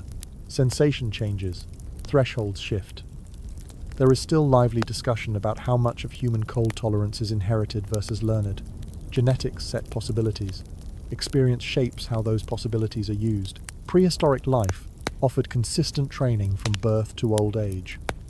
You see elders moving more slowly but still participating. Their bodies may produce less heat, but experience compensates. They choose positions carefully. They move at the right times. Adaptation continues throughout life. You realize that evolution does not need extremes. It works through small advantages repeated over thousands of winters. A slightly better response to cold. A slightly more efficient metabolism. Over time, these differences matter. As the group pauses again, you feel how your own imagined body fits the environment. Not perfectly, but well enough. That was always the goal. Not comfort, but adequacy. Heating was unnecessary not because humans were immune to cold, but because their bodies gradually aligned with the climates they inhabited. Skin, hair, circulation, and shape all played their part. You move on with this awareness, carrying the sense that winter shaped humanity, quietly, patiently, and permanently, and that even now, beneath modern layers and habits, those ancient adjustments still linger, waiting to be remembered. You feel the weight of a tool in your hand, familiar and reassuring. It is not warm in itself. Stone rarely is. But the moment you use it, warmth follows. Tools now take center stage, not as sources of heat, but as clever shortcuts that reduced how much warmth you needed in the first place. You crouch and begin working, scraping, cutting, shaping. Each movement is efficient, practiced. The tool does the hard part so your body does not have to overexert itself. Less wasted effort means less wasted heat. This is an often overlooked part of winter survival. Staying warm was not only about generating heat, but about avoiding unnecessary loss. Archaeological evidence shows a clear increase in tool specialization in colder periods. Scrapers designed specifically for hide processing, blades shaped for efficient butchering, awls and points for piercing tough material without excessive force. These tools reduced exposure time. Faster work meant less time standing still in the cold. You notice how tasks are planned around tools. A well-sharpened edge allows you to finish before fingers stiffen. A dull one forces pauses, reheating hands, restarting work. Tool care becomes warmth care. Edges are checked constantly. Repairs happen before tools fail, not after. There is a detail that often goes unnoticed. Many prehistoric tools show signs of being designed for use with gloves or wrapped hands. Thick handles, grooves for grip, textured surfaces. These choices mattered in winter, when bare skin against stone could sap heat quickly. You imagine wrapping a strip of hide around a tool handle. Instantly, the cold bite of stone softens. Grip improves, control increases. A small modification makes long work possible without numbing pain. Some researchers suggest that the development of compound tools, stone blades set into wooden or bone handles, was partly driven by cold climate needs. Handles insulated the hand. They also allowed more force with less strain. Less strain meant less sweating. Less sweating meant less chill later. You feel that logic in your body now. Work flows smoothly. You do not rush, but you do not linger. Tools extend your reach and shorten your exposure. A modern aside slips in quietly. Think about using the right tool for a job versus struggling with the wrong one. Efficiency feels good. In winter, it also feels warm. You watch others working nearby. Tasks are divided based on skill rather than strength alone. Someone with steady hands does fine detail work in brief bursts. Someone stronger handles tasks that involve constant movement. This division keeps everyone warm in different ways. There is still discussion among archaeologists about how much tool innovation was driven by climate versus social factors. Some argue cold forced creativity. Others believe social learning accelerated innovation once it began. As with so much in prehistory, the answer is layered. You notice how tools also shape posture, squatting rather than bending, bracing elbows against knees. These positions reduce strain and conserve energy. Good posture is not about appearance, it is about endurance. You pause to rest your hands, rubbing them together briefly, then returning to work. No one stops completely unless necessary. Tools allow for these micro pauses without losing progress. There is an understated brilliance here. Tools do not create warmth, but they protect it. By reducing effort, they reduce heat loss. By speeding tasks, they shorten exposure. By improving precision, they prevent mistakes that would cost energy to fix. You think about how modern life often separates technology from the body. Machines replace effort entirely. Here, tools complement the body. They amplify rather than replace human movement. Children watch closely. They are given small tools early, not because they are useful workers, but because learning tool use early shapes movement and confidence. Confidence reduces hesitation. Hesitation in cold costs warmth. You remember how earlier sections focused on bodies, food, shelter, and movement. Tools tie all of those together. They help make clothing. They shape shelters. They prepare food. They enable movement across difficult terrain. There is a quiet respect for tools here. Not reverence, but care. Tools are cleaned, stored properly, carried close to the body to keep them from icing over. A frozen tool is harder to use and more dangerous. Some anthropologists have noted that tool loss in winter camps appears to have been taken very seriously. Lost tools meant lost efficiency. Lost efficiency meant lost warmth. This may explain why winter sites often show careful tool caching and repair areas. You feel the cold stone against your palm again as you set the tool down briefly. Even that contact is managed. You place it on hide rather than snow. Small habits matter. As the task finishes, you feel satisfied, not exhausted. That balance is the goal. Winter does not reward overexertion. It rewards consistency. You stand, stretch lightly, and feel warmth surge back into worked muscles. The tool did its job. Your body did not have to pay extra. Heating was unnecessary because so many other systems reduced the need for it. Tools were part of that system. They made life efficient enough that warmth could be maintained without constant fire. You move on, tools secured, hands warm enough, understanding that survival was not about brute force or suffering. It was about smart design applied to daily life. And as you walk, you carry this quiet realization with you. Prehistoric people did not just endure winter. They engineered around it, one careful tool at a time. You begin to notice how often people pause, not to rest, but to look. Heads tilt slightly, eyes narrow against the pale light. Winter survival depends as much on reading the world as on resisting it. Wind, cloud, slope, and shadow all speak, if you know how to listen. You feel the breeze shift against your cheek and immediately adjust your stance. Turning a few degrees changes everything. The wind slides past instead of cutting straight through layers. This knowledge is embodied, not intellectual. People learn it by living outside, not by studying maps. Archaeological evidence from winter camps shows careful placement in relation to prevailing winds. Shelters are rarely found on exposed ridges. They cluster behind rises, within tree lines, near rock faces that break gusts. These choices repeat too consistently to be accidental. People understood wind as an invisible force that could steal heat faster than cold alone. You watch someone test the air with damp fingers, then nod and shift direction slightly. A small change now prevents hours of chill later. Wind chill compounds cold, stripping warmth from skin and clothing far more aggressively than still air. Blocking it matters more than raising temperature. You notice how people avoid valleys at night. Cold air sinks. It pools low, thick, and heavy. What looks sheltered can become a trap after sunset. Instead, camps sit just high enough to escape the coldest air without catching the strongest wind. Balance again. There is a subtle sound you learn to recognize. Snow squeaking underfoot means deep cold. Softer crunch suggests slightly warmer air. Ice cracking sharply signals dangerous temperature swings. These sounds are not background noise. They are information. You think about how modern life dulls this awareness. Double-pane windows, insulated walls, climate control. Weather becomes something you check on a screen rather than feel on your skin. Here, skin is the instrument. Some researchers suggest that this constant environmental reading was a form of intelligence shaped by necessity. Those who noticed small changes survived. Those who did not paid for it quickly. Winter does not forgive inattention.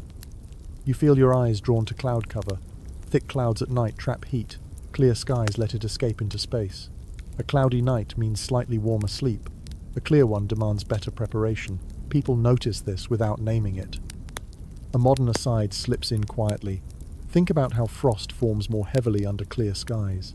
That knowledge once guided decisions about when to travel, when to shelter, when to cluster tighter. You notice how routes are chosen carefully. Paths follow tree lines that block wind. Open crossings happen quickly, with purpose. Lingering in exposed areas is avoided. Movement is planned to minimize time spent where warmth bleeds away fastest. Children learn this early, though no one lectures them. They are guided gently away from windy spots, corrected with a hand on the shoulder. Over time, they feel the difference themselves. There is still debate among scholars about how formal this knowledge was. Did people name wind directions and cold patterns, or did they simply feel them? Language may have existed for some aspects. Others lived entirely in the body. You feel the ground again with your feet. Hard-packed snow reflects cold upward. Softer snow insulates. Ice chills fast. Dirt holds heat better. Each surface changes how long you can stand still without discomfort. You watch someone choose a resting spot not by comfort but by temperature. A shadowed rock face blocks wind. A sunlit patch, even weak winter sun, adds a little warmth. These choices stack up. You realize now that heating was unnecessary, partly because people avoided the worst conditions whenever possible. They did not stand in wind waiting to be warmed. They stepped out of it. There is a quiet efficiency in this approach. No energy spent fighting the elements head-on. Instead, energy is spent positioning the body where conditions are already favorable. You think about how modern heating often compensates for poor placement. Buildings placed without regard for wind or sun rely on machines to correct the mistake. Prehistoric people had no such fallback. Placement had to be right. As the group pauses again, you feel sheltered, though no walls surround you. A slope blocks the wind. Trees break its force. The air here feels thicker, calmer. Temperature has not changed, but your experience has. Some anthropologists note that this kind of environmental awareness likely shaped cognitive development, reading subtle cues, anticipating change. Winter sharpened perception. You notice the way people scan the horizon as clouds gather. Snow may come. Snow insulates, but also hides hazards. Decisions shift accordingly. Nothing is static. You breathe in and feel the cold air fill your lungs without distress. You are not bracing anymore. You are adapting moment by moment. Heating was unnecessary because warmth was not produced in isolation.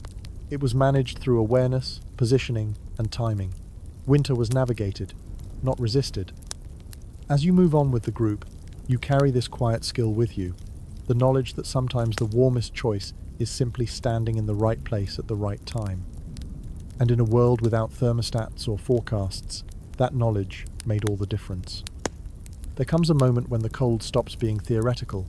You feel it bite deeper than before, sharper, more insistent. This is where the limits appear, the edge of what adaptation can handle. Prehistoric people survived winter without heating, but that does not mean winter was harmless. It could still kill, and everyone knew it. You notice the mood shift slightly when conditions worsen. Conversation tightens. Movements become more deliberate. There is no panic, but there is focus. Winter demands respect, especially when storms arrive unexpectedly or when the body is already tired. Evidence from prehistoric burial sites reminds us of this reality. Some remains show signs consistent with cold exposure, malnutrition, or seasonal stress. Survival was common enough to continue the species, but loss was part of the story too. Not everyone made it through every winter. You feel the cold pressing harder against your face now, stinging exposed skin. Wind has picked up, carrying fine ice that finds gaps in clothing. This is the danger point. When conditions stack up, cold becomes more than discomfort. It becomes risk. People respond quickly. Layers are adjusted. Faces turn away from wind. The group closes ranks. These reactions are automatic, practiced, but even with experience, there are limits. You think about the body's warning signs: shivering that becomes violent, fingers that lose sensation entirely, confusion creeping in. Prehistoric people did not have medical terms for hypothermia, but they recognized the signs. Someone slowing too much, someone making poor decisions, someone laughing when they should not. When those signs appeared, action followed. Extra food, extra layers, closer clustering. Movement encouraged gently but firmly. Care was practical, sometimes urgent. There is a sobering observation from anthropology. In harsh winters, groups sometimes had to make difficult decisions about who could be supported and who could not. Elders, or the severely ill, were at higher risk. Community helped, but resources were finite. Survival was not always kind. You feel the weight of that knowledge settle. Adaptation does not mean invincibility.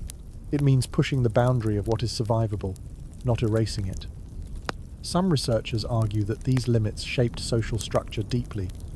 Cooperation became essential because no individual could always save themselves. Others point out that cooperation itself had limits under extreme stress. Winter tested bonds as much as bodies. You notice how carefully people manage energy now. No unnecessary movement, no wasted effort.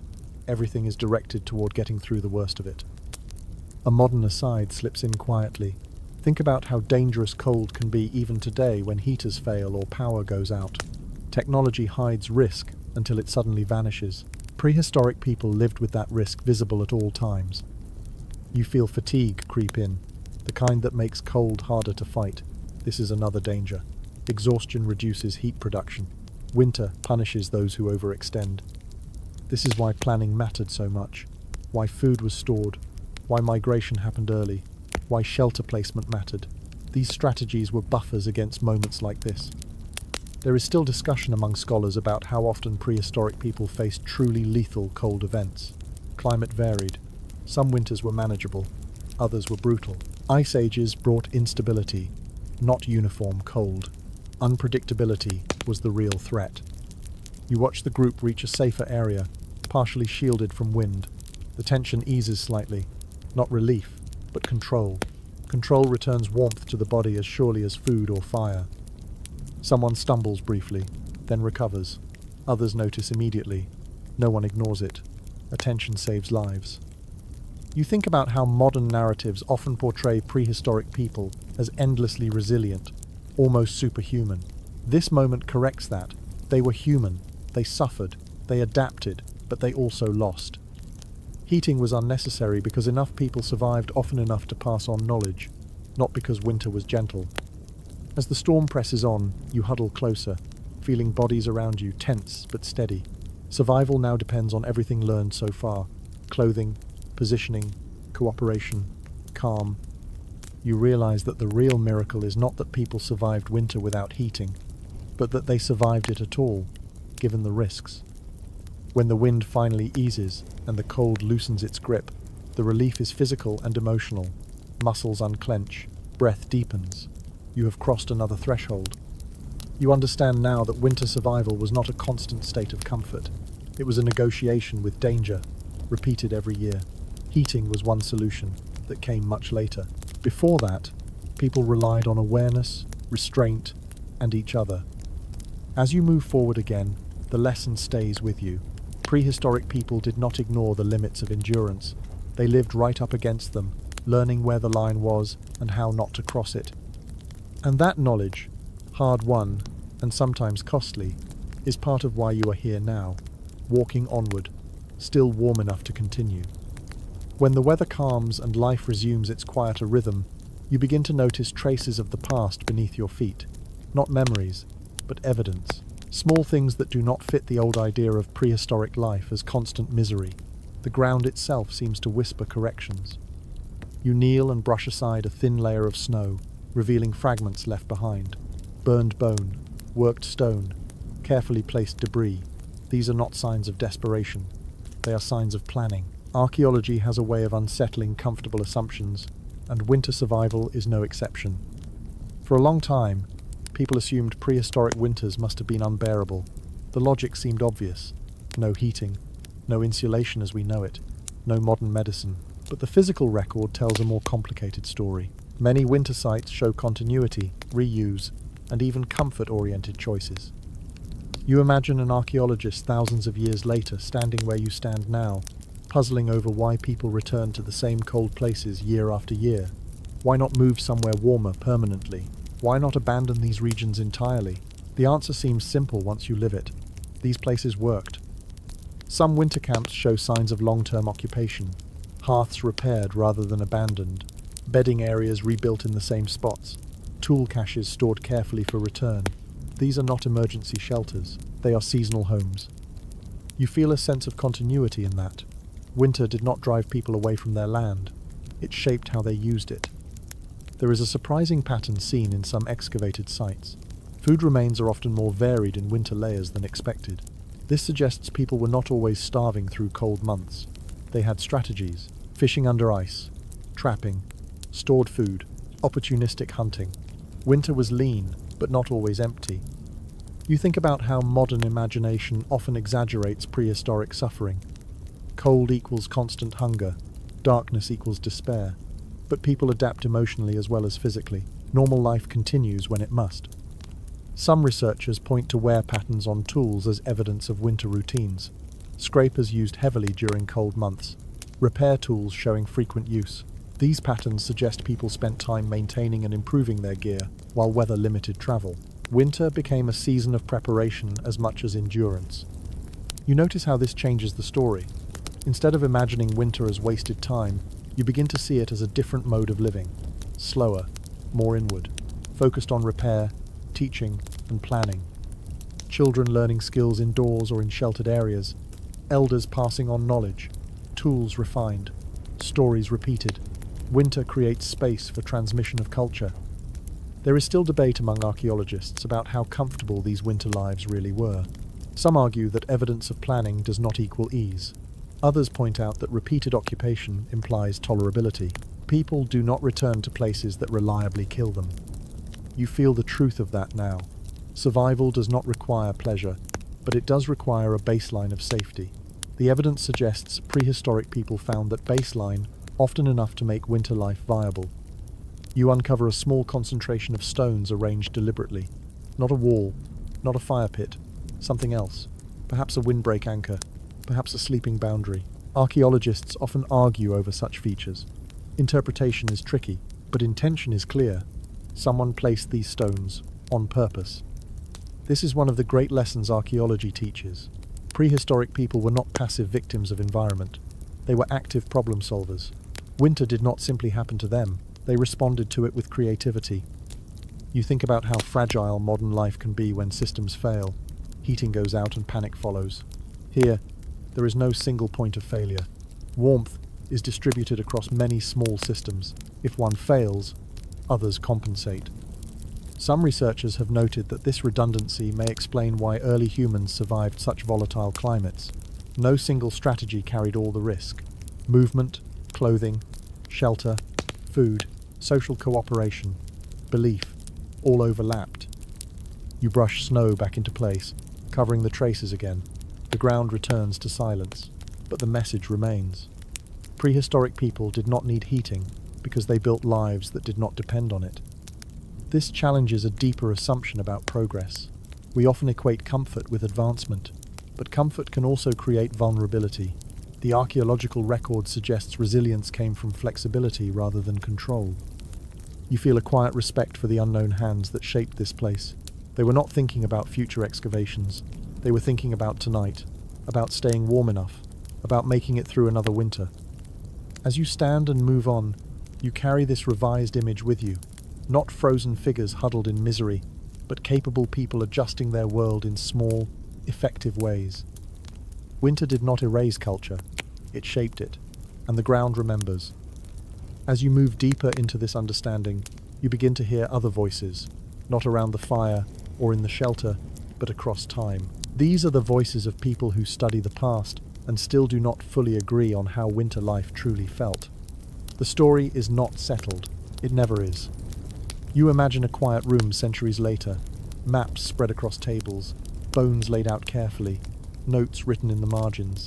Some researchers argue that prehistoric winters were harsher than we want to believe, that survival came at a constant cost of stress and loss. Others look at the same evidence and see adaptability, planning, and even moments of relative ease. You feel that tension now. Both interpretations feel possible because both are true in different ways. Winter was dangerous. Winter was livable. The disagreement is not about facts so much as emphasis. One side points to skeletal stress markers, signs of malnutrition, injuries that healed poorly. These suggest periods when resources ran thin and bodies paid the price. Cold amplifies every weakness. A minor injury becomes serious. A small shortage becomes deadly. Another group focuses on continuity, long occupied sites, repeated seasonal returns, evidence of children and elders surviving year after year. These suggest that winter, while difficult, was not an endless crisis. People learned to manage it. You realize that part of the disagreement comes from modern expectations. We imagine comfort as a constant state. Anything less feels like suffering. Prehistoric life operated on a different scale. Acceptable conditions were narrower, but expectations were aligned with reality. There is also the challenge of time depth. Winters varied dramatically across thousands of years. Some periods were colder, some warmer. Ice sheets advanced and retreated. No single winter story fits all of prehistory. Debate persists because the past refuses to simplify itself.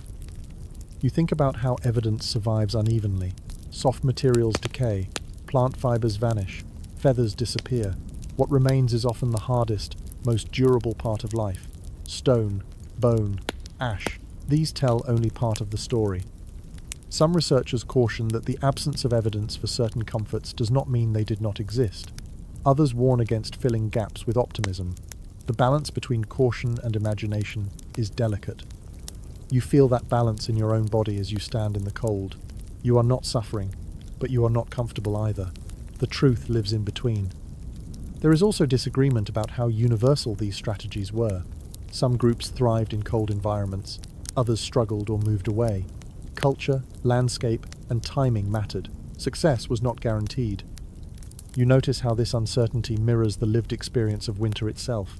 Some days are manageable, others are brutal. Memory blurs them together. Archaeology tries to separate them again, piece by piece. A modern aside slips in softly. Think about how differently people remember the same winter storm.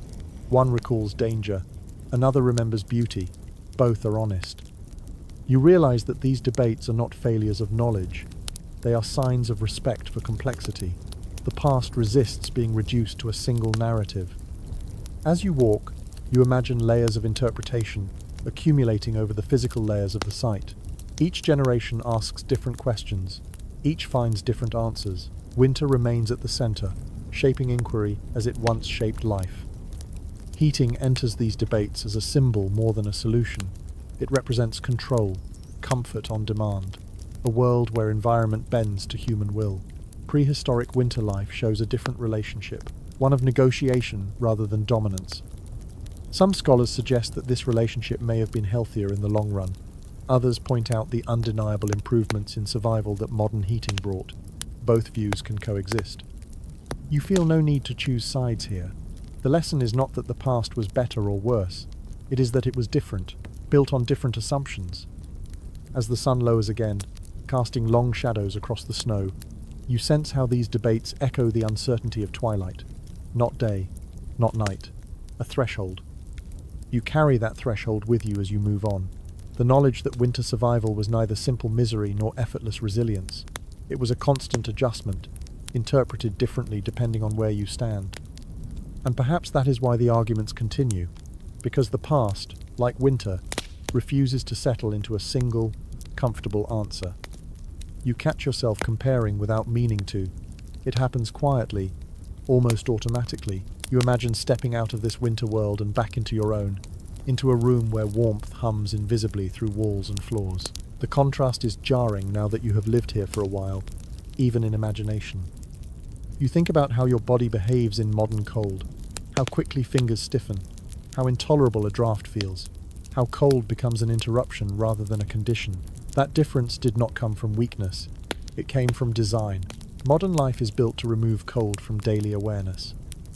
You picture yourself waking in a heated home, temperature controlled, air still. The day begins already warm. Your body does not need to prepare. It simply exists. That comfort feels pleasant, but it also feels strangely passive when held against the life you have just experienced. Prehistoric bodies were never passive in winter. They were always responding, adjusting, reading signals. Modern bodies often wait for systems to respond instead. There is research that hints at this shift. Studies on thermal comfort show that people accustomed to climate control tolerate narrower temperature ranges. Discomfort arrives sooner. Adaptation happens slower. The body forgets how to negotiate. You feel that truth in your own imagined muscles. Here, cold is expected. At home, it feels like an error. Expectations shape sensation more than we realize. A modern aside drifts in gently. Think about how uncomfortable you feel when a building is a few degrees cooler than expected. Not freezing, just different. The reaction is immediate. Annoyance, tension. That reaction itself burns energy. You realize now that prehistoric people conserved warmth partly by conserving attention. Cold was not constantly monitored. It did not demand emotional response unless it crossed a threshold. That saved energy, as surely as fat or fire. You think about clothing again. Modern winter clothing is often designed for short exposure. A walk from car to door, a brief commute. Layers are chosen for convenience. Here, clothing is chosen for continuity. It must work all day, all night, across activity and rest. You imagine trying to survive this winter with modern habits, standing still too long, expecting warmth to appear when you stop moving, feeling frustrated rather than responsive. The mismatch becomes obvious.